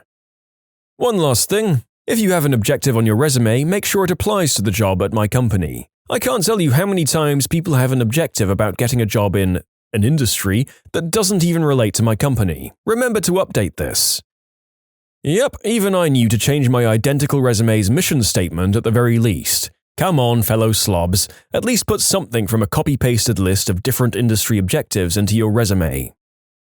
I cannot abide rudeness. Please, thank you, excuse me, pardon, you're welcome, a basic. Disparaging comments about other people just tell me you have no substance of your own, and I would hate working with you. Arrogance is just another way of telling me I'm going to have to manage your ego, and I can't be bothered with that crap. You can have the best experience and qualifications in the world, but if you come across as an absolute member, I don't want you. Sorry. On a side note, it makes me sad how many people get passed over for their age, family situation, medical needs, among other things. You can't outright say it legally, but it's super obvious that this happens with a generic excuse thrown in their faces. The best employees I've had come with a little baggage. Don't write them off. They tend to be super grateful, and while you can make some accommodations, flex hours for childcare, extra breaks to administer medication, can't do certain things because of a disability, they usually go above and beyond for an employer and clients that treats them right, and that attitude is really the number one thing in my book. You can teach skills and knowledge, but you can't teach that. Once had a guy apply for a job advertised as just call center because we needed to be discreet in the ad. His cover letter and resume talked about his previous call center experience selling mobile phones and all the people he had saved and converted to his church. He kept telling us that mission work is basically just sales because you're selling Jesus. He somehow got through to the reference checking stage. There weren't many applicants. I called his employer and found out he was asked to leave after 6 months of formal performance management because he kept telling people who he called up that they could either enter into a 2-year contract for a new mobile phone or go to his church every week for 2 years to make it up to him for the lost commission. He had access to their addresses, so he would confirm their addresses and say he would meet them out front of their houses at 8 a.m. on Sunday to take them to church. After dozens of complaints and about 6 months of performance management, he still couldn't understand how that was inappropriate and creepy. The job I was recruiting for was a domestic violence crisis intervention call center to help people experiencing extreme domestic stuff to relocate. I'm so glad we didn't put him in there. When I ask a relevant question pertaining to the job they're trying to get hired for, and they say, "Why do you think you need to know that?" Those were the exact words from the guy I was asked to interview. I'm just imagining Ron Swanson asking that question in this interview. The question I asked was about BFD, bidirectional forwarding detection, and whether he had used it in a place of a routing protocol's inherent link failure detections. It was relevant because we do it for some customers and it's kind of important that you're familiar with it. I'm amazed at how many candidates lie. Don't do that. What's the worst one you've had? A guy said he'd never been in trouble with the law. Later, I asked an unrelated question about licensing and he mentioned that he'd had a hang-up. I asked if he wanted to explain why, and he said he had a dishonorable discharge from the military due to a violent felony conviction. I've hired well over 200 people, mostly for jobs that involve medium to heavy-duty machinery operation. Some on the public road, but mostly on private grounds. These positions paid anywhere from $30,000 Canadian dollars to $120,000. A couple of things I did find out that surprised me as I learned the position. Spelling and grammar issues in resumes or a shortage of description really didn't end up meaning anything. At first I would throw these ones out, but later I kept them in the shuffle and found more or less the same success as a well-written resume. Clothing? Super sharp, super sloth, none of it really seemed to matter. I found diamonds and trash wearing both. What I ended up basing most of my decision on in the past couple of years has been parking lot behavior. I don't care what vehicle they showed up in, but as time went on, I discovered that if it took someone more than 20 to 30 seconds to find a parking spot and get parked, they were useless with the machinery I needed them to operate, regardless of qualifications. Likewise with guys that thought they nailed the interview and then gunned it down the road when they hit the street. I found hiring these guys always became huge safety concerns. No word of a lie, parking lot behavior ended up providing me with about 50% of the info I wanted on hiring a person. Once I saw a guy park in about 15 seconds flat. He also left the parking lot in the exact same manner he came in. Totally bombed the interview, and the Homer Simpson tattoo didn't help. But the guy ended up being my train the trainer on a few pieces of equipment. If I'm going to trust you with 5,000 to 120,000 pounds of machinery, I'd better see that you can operate your own vehicle. What's the rudest question you've ever received? Had bad acne and stupid questions like, why don't you just wash your face or bathe every day? Oh, me too. I never tire of, have you tried washing more? Maybe you eat too much chocolate. Maybe you need to use more expensive products. No way, I totally didn't even think of that. I thought just, F it, I'll walk around for 15 years like a fricking pizza face, completely alienating myself from the rest of the world and being held back from jobs and doing the deed and partners while everyone else builds a fricking life for themselves because frick knows I don't want to wash twice a week. Yes, thank you. I do wash more than twice a week. Sometimes I wash on both days at the weekend. But in summer, when the hosepipe ban is on, I just go swimming in my local duck pond. I've snapped before when these kinds of questions come up. Let's just say it starts with a far too long lesson on how cystic acne works and ends with me explaining that the stuff I use on my face costs more than their iPhone. I'm not proud of this. Well, maybe a little. Are you self-conscious about your teeth? Well, I fricking am now. Are you self-conscious about your black eye? What black ow? Stares intensely at my face. How many times have you broken your nose? The answer is none. I've been asked if the government gives me compensation for being legally a midget. I do not have dwarfism, I'm just really short. Technically, you might qualify for what they're talking about. One of my aunts does, and same thing, she's just really short. My aunt does qualify but refused to get a disabled permit for her car because then she'd have to admit that she's legally a midget. Most common question asked by complete strangers, often without introduction because of the wheelchair, is, can you do stuff in the bedroom? Variations are, does your eggplant work? Can you get it up? Are you a virgin? But another classic is, how do you pee? For all of these questions, I of course perform a live demonstration. My brother gets that all the time from kids. Stuff like, why are your legs broken? He just replies, because I didn't eat my vegetables. Horrified children and smiling parents. More cute than rude. The kids I can understand being too young to not know better than to ask, but grown adults repeatedly asking about the groin functionality of strangers in wheelchairs strikes me as overwhelmingly rude.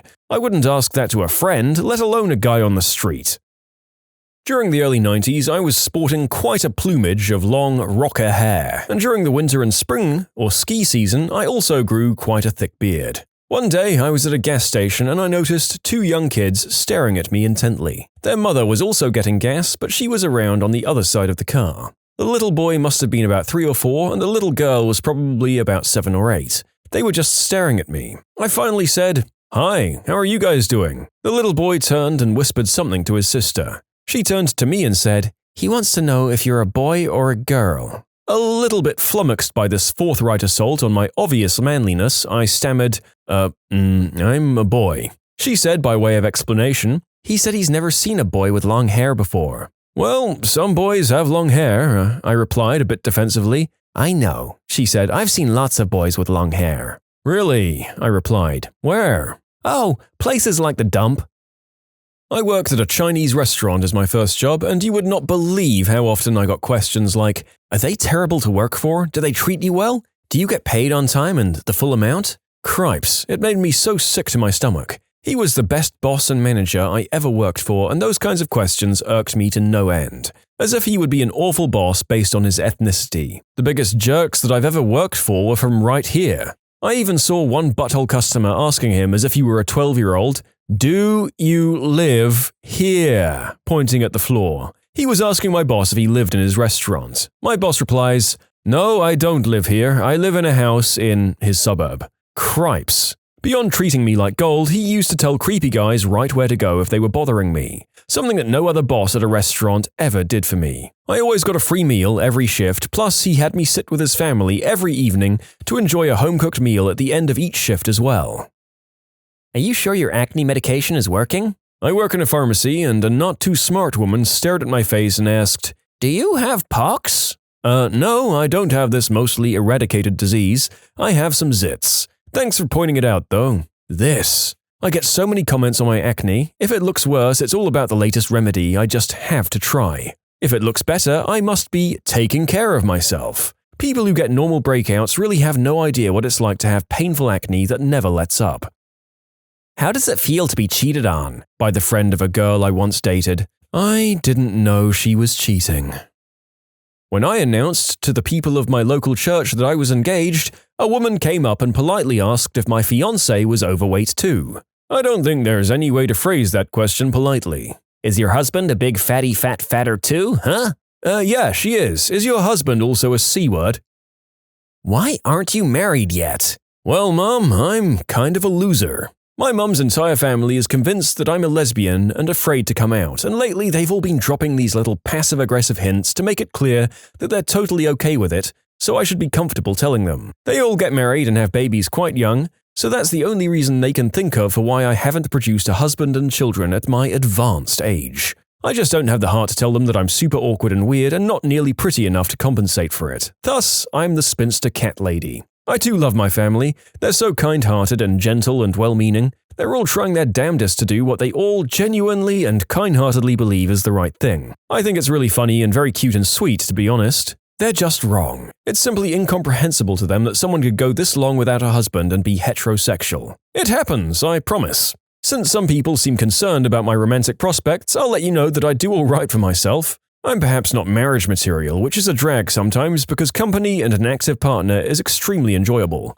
But I've never been wild about having kids, so I'm not all busted up about that at least. I do get the occasional roll in the hay from a Brazilian guy who surfs and plays guitar and has some righteous lats and sweet guns, and that's doing pretty well because he usually leaves shortly after, so I can get back to whatever I was doing before he showed up. No hearts are being broken there. It's all good. Finally decided to gain weight? I'm white and my ex-wife is black. Our kids are mixed but differ a lot in shades of darkness. My oldest son is almost as dark as her, while my younger daughter could pass for white. We were in the grocery store once, and we only had our daughter with us while my son was at preschool. My wife was at one end of the aisle with my daughter in the cart, and I was at the other end grabbing something. A very old lady, maybe in her 70s, came into the aisle on the same side as my wife and daughter, and she had a weird look of concern. I walked back over, and the old lady saw that we were together and started smiling in relief. As we walked away, she touched my arm and said, "Are you happy with her?" I didn't understand, so I asked her what she meant. She said, "Oh, I just mean, is she a good nanny? Would you recommend her services? My daughter needs one. She's using a Latina woman now, but I told her the problem with those people is if she steals something, the police won't be able to find her. She probably has no records. Anyway, I think it's absolutely wonderful that you let her come shopping with your child. People gave me such insults for letting our nanny do that 50 years ago, but you know, times were different." To this day, I still crack up when I remember the look on my ex-wife's face.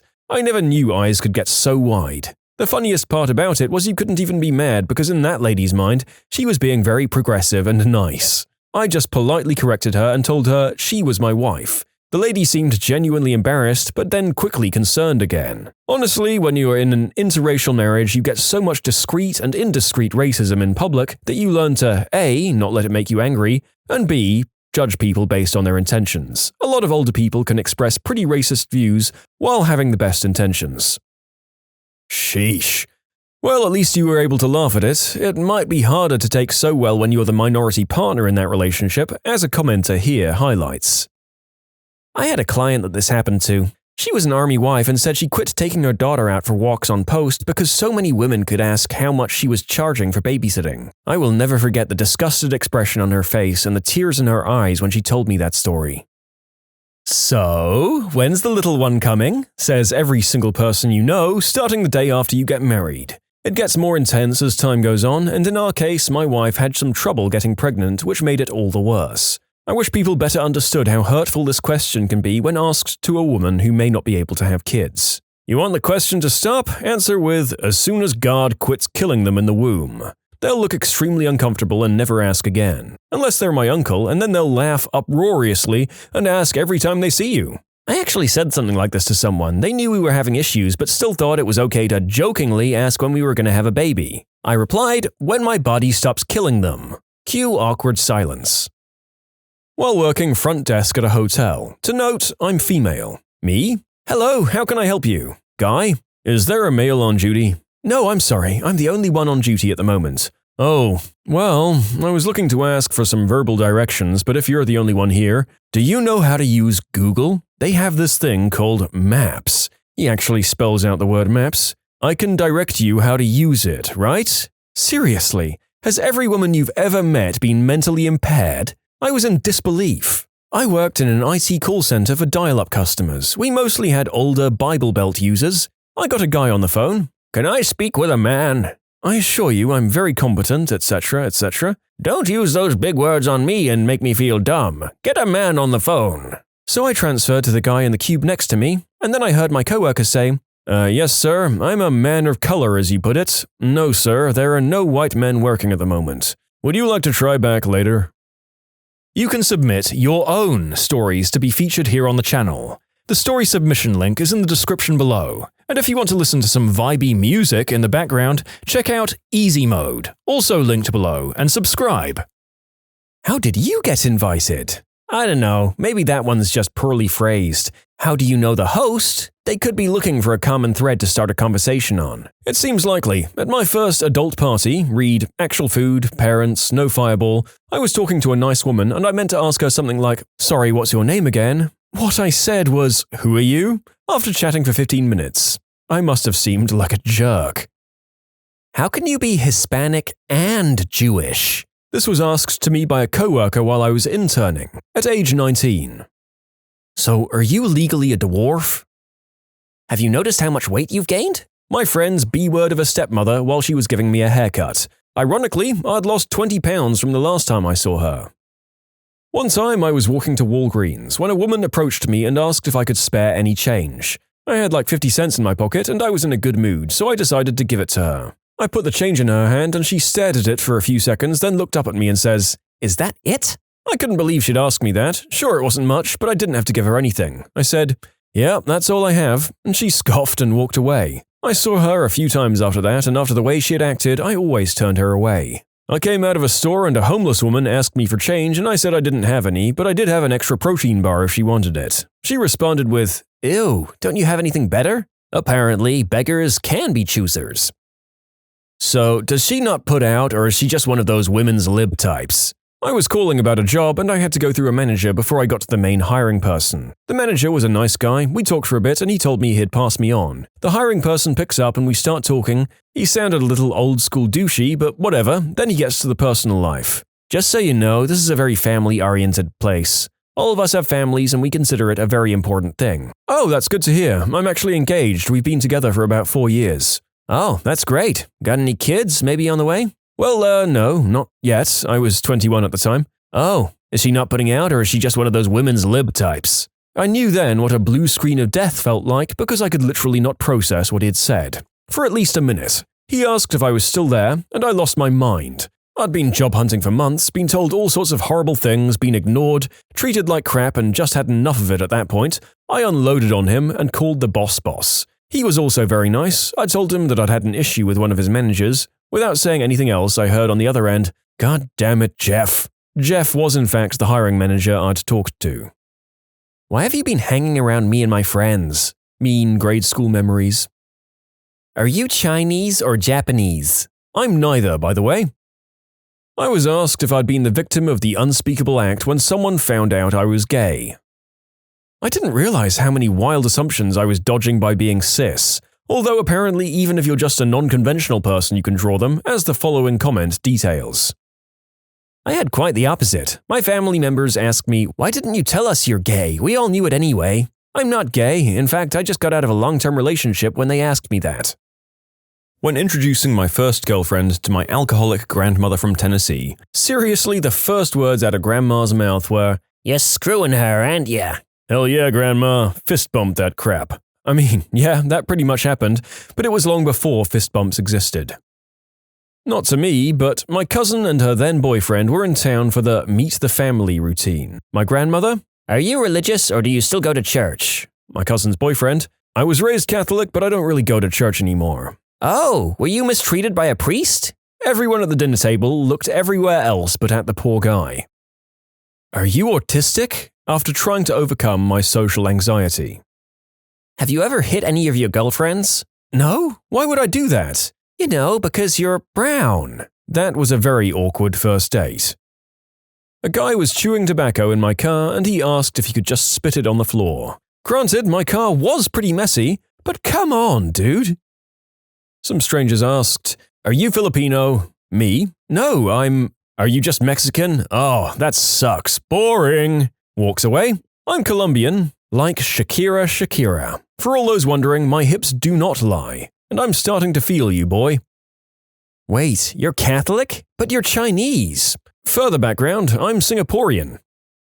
"Are you Jewish? Your nose is very Jewish."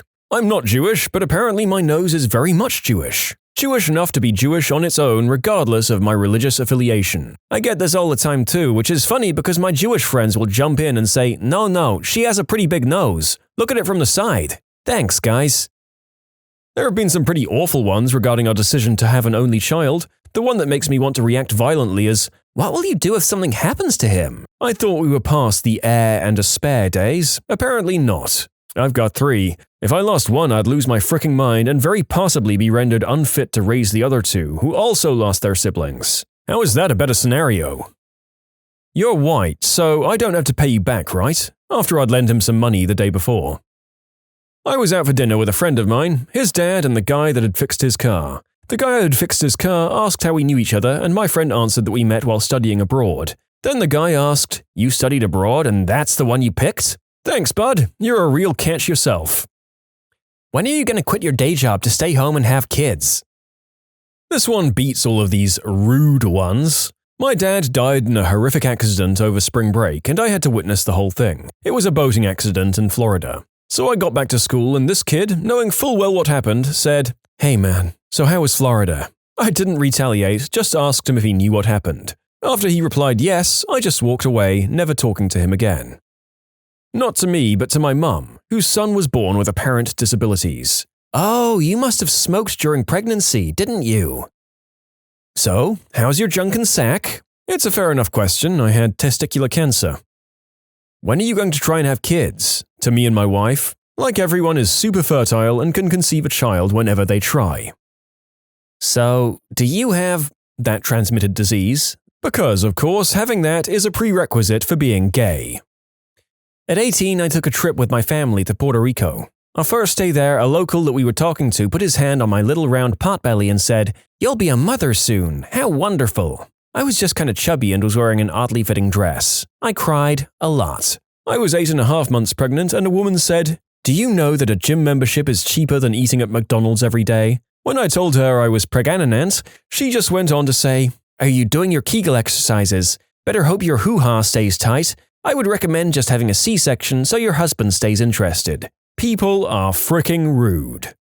Also, you have to admire the way that this woman effortlessly pivoted from one kind of crappy and condescending advice to another. She truly has a repertoire loaded and ready to fire from the hip. "Did your dad want a boy?" I'm a lady. My first name is a very traditional masculine name, Jack. I was not named after my father, but rather 2 other ladies in my family. One named herself, paternal great-great-aunt, whose given name was Oda. She didn't care for it, and the other was named after her father when he died of Spanish influenza right before she was born, great-grandmother. I go by my middle name, which is infinitely more feminine, if still unisex. My name is a source of pride for my family, it's unique and was carried by 2 beautiful women right before my parents thought that I was special enough to have it too. To get to the point, I get asked that question every time a stranger finds out my name, no matter if I'm picking up a prescription, getting my driver's license renewed, or getting fingerprinted for work. I hear it at least twice a month. It's none of your business whether my dad wanted a son or was happy with the daughter he got, but thanks for reminding me that I'll never live up to his standards because I don't have a male member. Thanks for reminding me that our family name will die because I'm a girl. Yes, he bloody wanted a boy, you moron, but that's not why my name is masculine. I also have a masculine name. People have confused me for a guy on paper, but I've never gotten that question. The dumbest I've ever had was, you do know that's a guy's name, right? You just live around rude people, I guess. I was crashing with my brother and his wife for a mini vacation and catch-up visit since he had moved away. While I was there, he was still on duty, military, during the day, so I would help his wife around the house with stuff as she was in the last 1 or 2 months of pregnancy with the nephew at the time. At one point she needed groceries, so I rode with her to help with any heavy lifting. We went through as normal and got everything she needed, and while we were on the beer and liquor aisle, I asked her if I could hand her the cash for my beer and just tack it onto their total, since she was paying with a card to save time. She obliged, I handed her the cash and then put a 30-pack of bud in the cart. We have to check out and I'm unloading everything onto the conveyor belt and she's waiting to pay. I have no idea what's possessed this fricking clerk. This late 20s to early 30s woman decides to go all high and mighty and blurted out while scanning the beer, "You know, it's not wise to drink when you're pregnant." Jesus would have been awfully disappointed. I was about to pipe up that it was mine, but before I could even utter a single word, my sister-in-law says very flatly, "It's not for me, it's for my partner, and she isn't pregnant." The look on that cashier's face was priceless. So which of you is the girl in the relationship? Neither. Neither of us is the girl, we're both men. What's the dumbest thing a customer has ever asked you at your job? They asked why I sent them an invoice. I work for an accounting firm. We did a project for them, wrapped it up, and billed it. A few months later, they came back with another project, so we did the work and gave them the bill. They somehow thought that the new project was covered under the previous invoice.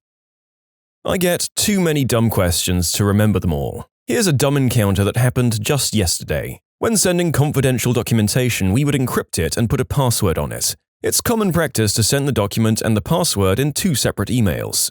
I got a message from this guy saying he couldn't open the document I sent him. I asked, "Did you use the password?" Yeah, it said there was an error. "What password did you use?" I just hit OK and it said that I had the wrong password. "So, did you type anything in?"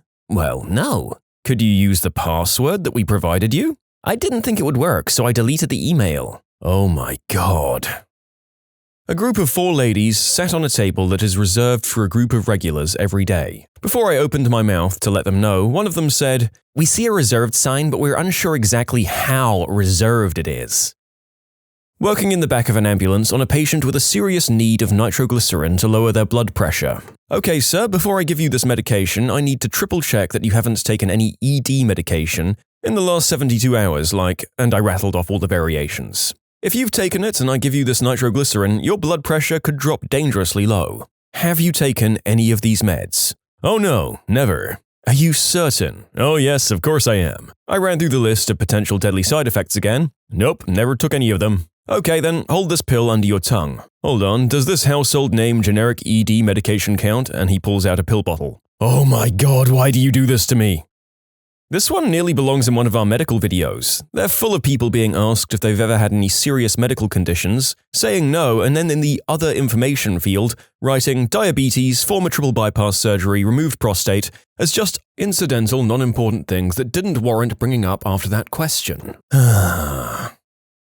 Long time ago now, I got a call that a user's laptop was dead and wouldn't power on. I go and check it out, I press the button, no life. Plug it into the power and it starts charging. Press the button and it boots just fine. The user wasn't plugging the laptop into power because she thought, "We had wireless." Tried to diagnose someone's connection problem for 20 minutes before I overheard splashing and kids. Asked where they were and they were at the pool. They thought the office Wi-Fi extended to anywhere on the planet, apparently. Mildly relevant, I used to work the counter in parts at Subaru, and my manager was helping a customer, which was a rare occurrence for him. And he turned to me and asked, "How many days do we have for a 45-day return?"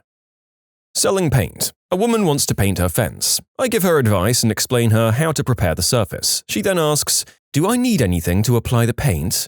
I'm like, "Yeah, a roller or a brush." And she just said, "Oh, I can't just splash the paint on the fence?" She was dead serious. "Woman, this is not Looney Tunes, this is the real world." Vet tech. A lot of people think their dog's teats are ticks. A lot. One man even pulled a, "but he's a boy," on us.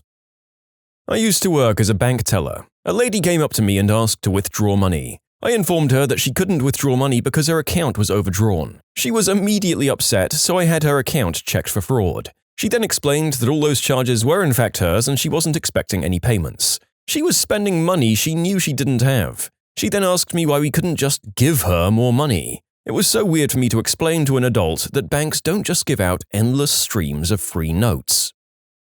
For my name. Not the question itself, but the reason why he asked. I was volunteering as a cashier at a used bookstore for the library. Not my regular job, but I do it often. In comes this older fella who buys a big stack of books for about $10. He was really nice and chatty, though he didn't seem completely aware mentally. Not a big deal, I just had to explain sales tax and the book pricing a couple of times before he seemed to get it. He pays by credit card and I explain to him how to sign the touchscreen for the payments to go through. This is where he asks for my name. I tell him. He takes the iPad and says he really appreciated my service and happily tells me he's going to sign my name for the card so they will know to send the money to me. Before I can say, no, wait, he's submitted the signature. I can't see his receipt, but he keeps telling me I was great and to keep the change, so I assume he was being legit. I guess I couldn't call it dumb, just bizarre. Made me wonder if he's been signing cashier names the entire time he's had a credit card. Thank goodness the card companies never check those things.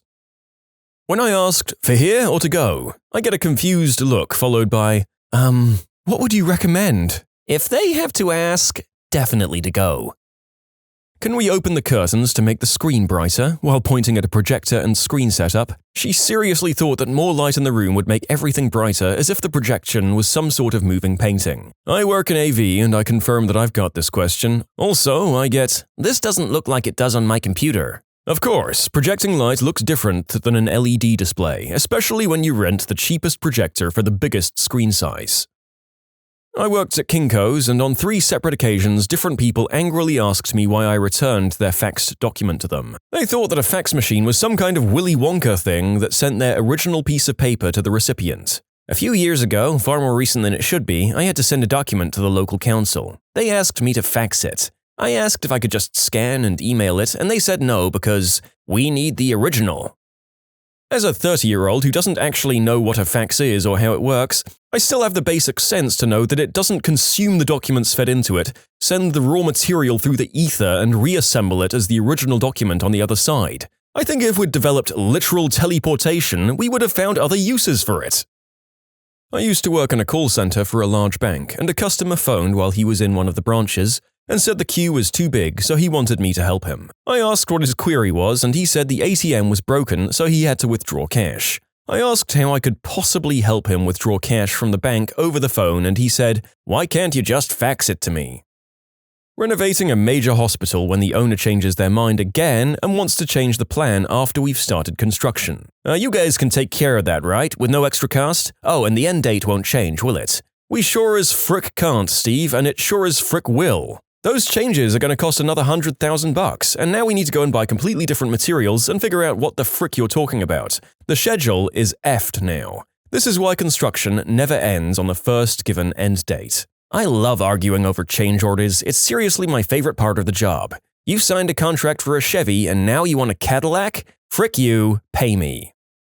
Library. Once I checked out several books to a woman and told her the return date. She looked at her friend, then back at me and said, shocked, "You mean I have to bring the books back?" Similar but opposite, at a bookstore I worked at, we changed our return policy from 1 month to 14 days. And so many customers angrily shouted that they couldn't possibly finish a book that fast. We calmly told them, that's the point. We aren't the library. When you buy a book, it's to keep. People buy books, read them, and return them? What the frick? Go to the library, you goddamn jerks. I used to work in computer sales and repairs. Had a customer come up who was maybe 23 years old saying she couldn't get her laptop to open something. So I took it and opened it and casually asked, "What is it that you can't get open?" She looks at me, shocked, as I open the laptop screen and tells me, "I have been trying for hours to get it to open. How did you do that?" I looked at her, not knowing how to respond, and close it and open it again. She takes it and walks out saying thank you. I took a long look at my computer I was working on and decided that this was the moment that made me quit the job. In short, this woman just didn't know how to physically open her laptop, but she couldn't explain that to me. Worked at a coffee shop where we sell 2 sizes, small and large. I was working the register, ringing up a girl. I asked her what kind of coffee she got, which went fine, But when I asked small or large, she responded with a suspicious, "Why do you need to know? Are you fricking kidding me? Because one is a larger quantity than the other and you pay for that extra amount." When I told her as much, she scoffed and grudgingly told me, "Like, do you think I'm tricking you?" I had another lady at a different coffee shop who was very upset that her Starbucks gift card was not valid, despite the fact that we were very much not a Starbucks. There are more. Working in customer service for 10 years will do that. I work in pharma, as in pharmaceutical company, not a pharmacy, and someone called yelling at me to stop selling her son green herb. I think she thought that somehow we were tied up in the manufacture of illicit substances simply because we made medical ones. I worked at a Mongolian restaurant that served white rice. A guest honestly didn't know what rice was when I offered him some. I had to explain it as those little white things. After 10 seconds of me trying to figure out if he was just messing with me, he looked at me still confused and I just said, "Never mind." Someone once asked me, "Why are you guys making it so difficult to find a car parking spot this time of year?" It was Christmas time and I was a casual working in a tiny store in a huge shopping center. I didn't even know what to say. How about, "Because we hate you. In fact, we're going to frame you for murder." You can submit your own stories to be featured here on the channel. The story submission link is in the description below. And if you want to listen to some vibey music in the background, check out easymode, also linked below, and subscribe. I work at an Italian restaurant and this guy was looking at ordering a salad. When I asked what dressing he wanted, he kept going back to the pasta sauces and saying, "Sugo, that would be good on a salad, wouldn't it? I'll get that." And I tried to explain, "Sir, those are for pastas, you got the Mediterranean salad." And he responded, "You're right, maybe carbonara, another pasta sauce." I don't get what he wasn't understanding. He seemed like a normal smart dude, but he just couldn't comprehend the differences between dressings and sauces. Reminds me of a lady who assumed everything on the menu was some kind of omelet. "I'll take the skirt steak omelet." That's actually just a skirt steak. Perhaps I could substitute the French fries for eggs for you. "Oh, it's not an omelet? How about this Greek salad omelet?" "Ma'am, that's just the Greek salad. The egg dishes are on this side of the menu, and the ones that are omelets say omelet in the description." Eventually, she picked an omelet that she ended up really liking, but another guy at her table sent back his croque monsieur because he thought it would be an omelet. I don't know what made them think we were an omelet restaurant or something. I mean, in these customers' defenses, I've heard of otherwise intelligent people who by some weird quirk of neurodysfunction just seem completely incapable of reading menus. I will say I've never had two in any of my restaurants at the same time, though. Library clerk here. "Do you have a phone number for celebrity phone numbers?" "No, sir. No, we don't." I worked at Old Navy and an elderly lady walked in and asked where the boats were. She had never been inside an Old Navy and assumed it was some kind of boating store. Someone once effectively told me they were allergic to air. I used to work in an optician's where we'd carry out pressure tests, a few puffs of air onto the surface of your eye, where quite literally the machine just blows your eye with, air. The customer was adamant that she was allergic to it, couldn't have it done, and in fact accused me of not knowing what I was talking about. This one was just 2 hours ago. One of my users came today with an iPad. When I asked what the problem was, she just said that when she holds the power button and home button down for 10 seconds, the tablet shuts off and takes a minute to restart. That was her whole problem, that if she holds the power button, it turns off. She called it the fricking power button. She was trying to reboot it because it was acting weird, and then got startled when it did. I used to work at a fine jewelry kiosk in a mall. Our jewelry included items like gold bracelets and necklaces bonded with sterling silver rings with cubic zirconia gems, gold engagement rings with diamond chips clustered together rather than one large diamond, etc. I had a lot of regulars, and this one woman would come in often and ask of every item she was interested in, "Is this real?" I explained what bonded means and how we don't sell diamond rings for $25, but the rings were indeed certified sterling silver with synthetic gems. I gave her information like this over and over again, day after day, and she would follow up every explanation with, "Okay, but is it real?" I used to work at a grocery store deli. My co-workers for some reason got more stupid questions than anyone else. We'd swap stories every shift, but one went a little like this. "Hi, what can I get you?" "The 8-piece chicken." How many pieces are in it?" How many pieces are in the 8-piece chicken?" There are 8 pieces in the 8-piece chicken." "Okay, I'll have that, please." To be fair, the lady was awfully polite, but how many pieces are in the 8-piece chicken is still a stupid question. A few people suggested maybe she meant how many of each piece. No, she meant how many pieces are in the 8-piece chicken. I said 8, packaged it up, and she went away happy as a clam. Can I have chicken medium rare? No. No, you cannot. I once had the exact same thing happen. The girl, can I have the steak medium rare, please? Guy, I would like the chicken medium rare as well. I can't do that, sir. It's salmonella. Then she had to explain to him why you can't eat chicken medium rare.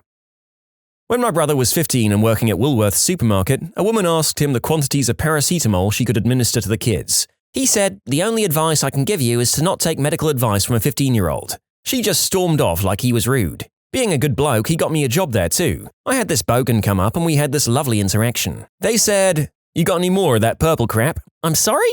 You know, purple." I gave her a blanked, shocked stare. She said, "You're frickin' useless." I work in a bank. Actually, not even a bank, it's an advice center, so no cash or anything like that, not that anyone reads the signs on the way in. I had a pair of women come in, and one says that the other is visiting from France and needs to check how much is in her account, and can I tell her? I ask if she's a customer of this bank, thinking maybe she's a student learning English and has set up an account, because that's quite common. But no, she wanted me to tell her the balance in her French bank account.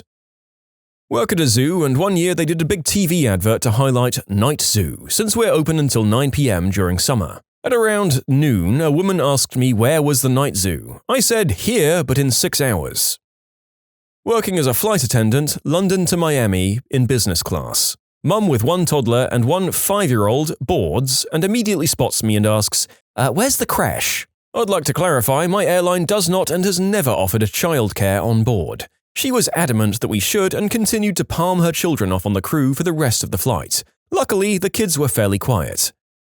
Sounds like this woman was successful in her quest to escape the most basic requirements of parenthood. I wonder how trashed she got on the complimentary drinks. I won't go into my job, but I'm routinely asked what 80% or 85% of £100,000 is. I work at an independent pet store. We sell mostly dog supplies, but there's a small section of cat toys and catnip, etc. A newer, pretty gimmicky item we brought in is a line of catnip that's packaged to look like medical green herb. Now, the people know these are catnip products, but I've had multiple people ask, after puzzling over the pack of raw, paper-rolled catnip doobies, but how does the cat smoke it? Or, how can they even hold the lighter? They've got paws! I never do quite know how to reply besides muddled laughter. I work in a poker room at the front counter. The guy says, "Can we get a table?" "Oh sure, what would you like to play?" "No, for dinner." I looked around. "We don't serve food here, this is a poker room." He grumbles and walks away. I worked at Wendy's through high school and part of college. One day a man in his 50s wearing a bright magenta suit walks in and ordered a burger. I asked him, "Do you want a combo or just the sandwich?" And he asked, "What's a combo?" I explained to him that it's a sandwich with fries and a drink, but somehow he didn't understand it. He looked at me blankly and asked, "I want fries and a drink, but what is the combo?" We went back and forth like this for 5 minutes. I don't even remember if he ever got what a combo was or if he ended up getting it. I do remember, however, that I saw him 2 weeks later in a different city at my other job training political canvassers. He was wearing the same magenta suit. I was in such shock that I just stared at him, saying nothing and thinking, it's the combo guy. "Do you guys sell ice here?" No sir, sorry about that." "Alright, have you got anything like ice?" What?" I had a customer ask for a 100% lead crystal decanter. I just explained to him what 20% lead crystal meant. No, you can't get 100% lead because it wouldn't be crystal and also it would kill you. Worked at a small fine dining steakhouse in high school. The restaurant closed at 10 p.m. and one day a table decided to take their sweet time with everything. So it was now 12:30 a.m. and I still had homework to finish and school the next day. One jerk at the table asks, "Man, I bet you really want us to get out of here, don't you?" Yeah, no crap, but I couldn't tell him that I did. I told him, well, while I have school in 6 hours, providing good service means treating every customer as if they're your first one of the night. I shot myself in the foot right there. They didn't leave until almost 2 a.m. and I was late to school the next day. People don't believe that I'm a sushi delivery guy because I'm white. My dad was a park ranger. Rest in peace, Pops. He had many hilarious stories. The best was when he was just starting out at the Grand Canyon. He hadn't learned the finer points of customer service nor the depths of people's stupidity yet. A visitor made a comment on a ranger-led tour of the rim that the Grand Canyon must have made a tremendous noise when it popped open. Dad said, "Yeah, imagine the noise it'll make when it slams shut." The visitor was not amused. Worked at Best Buy, and the two dumbest ones were these. Where are your heavy-duty TVs at? Oh, is it going into business? Thinking he means it'll be on at all times, like in a bar. No, it's going in my living room. What are you planning to use it for? For watching. What else? I'm sorry, I'm just confused why it needs to be a heavy-duty TV then. Well, I don't know, you tell me. Y'all are the ones advertising these HD TVs. The second story. Are these the LED TVs? Yep. Do they run on electricity? As opposed to…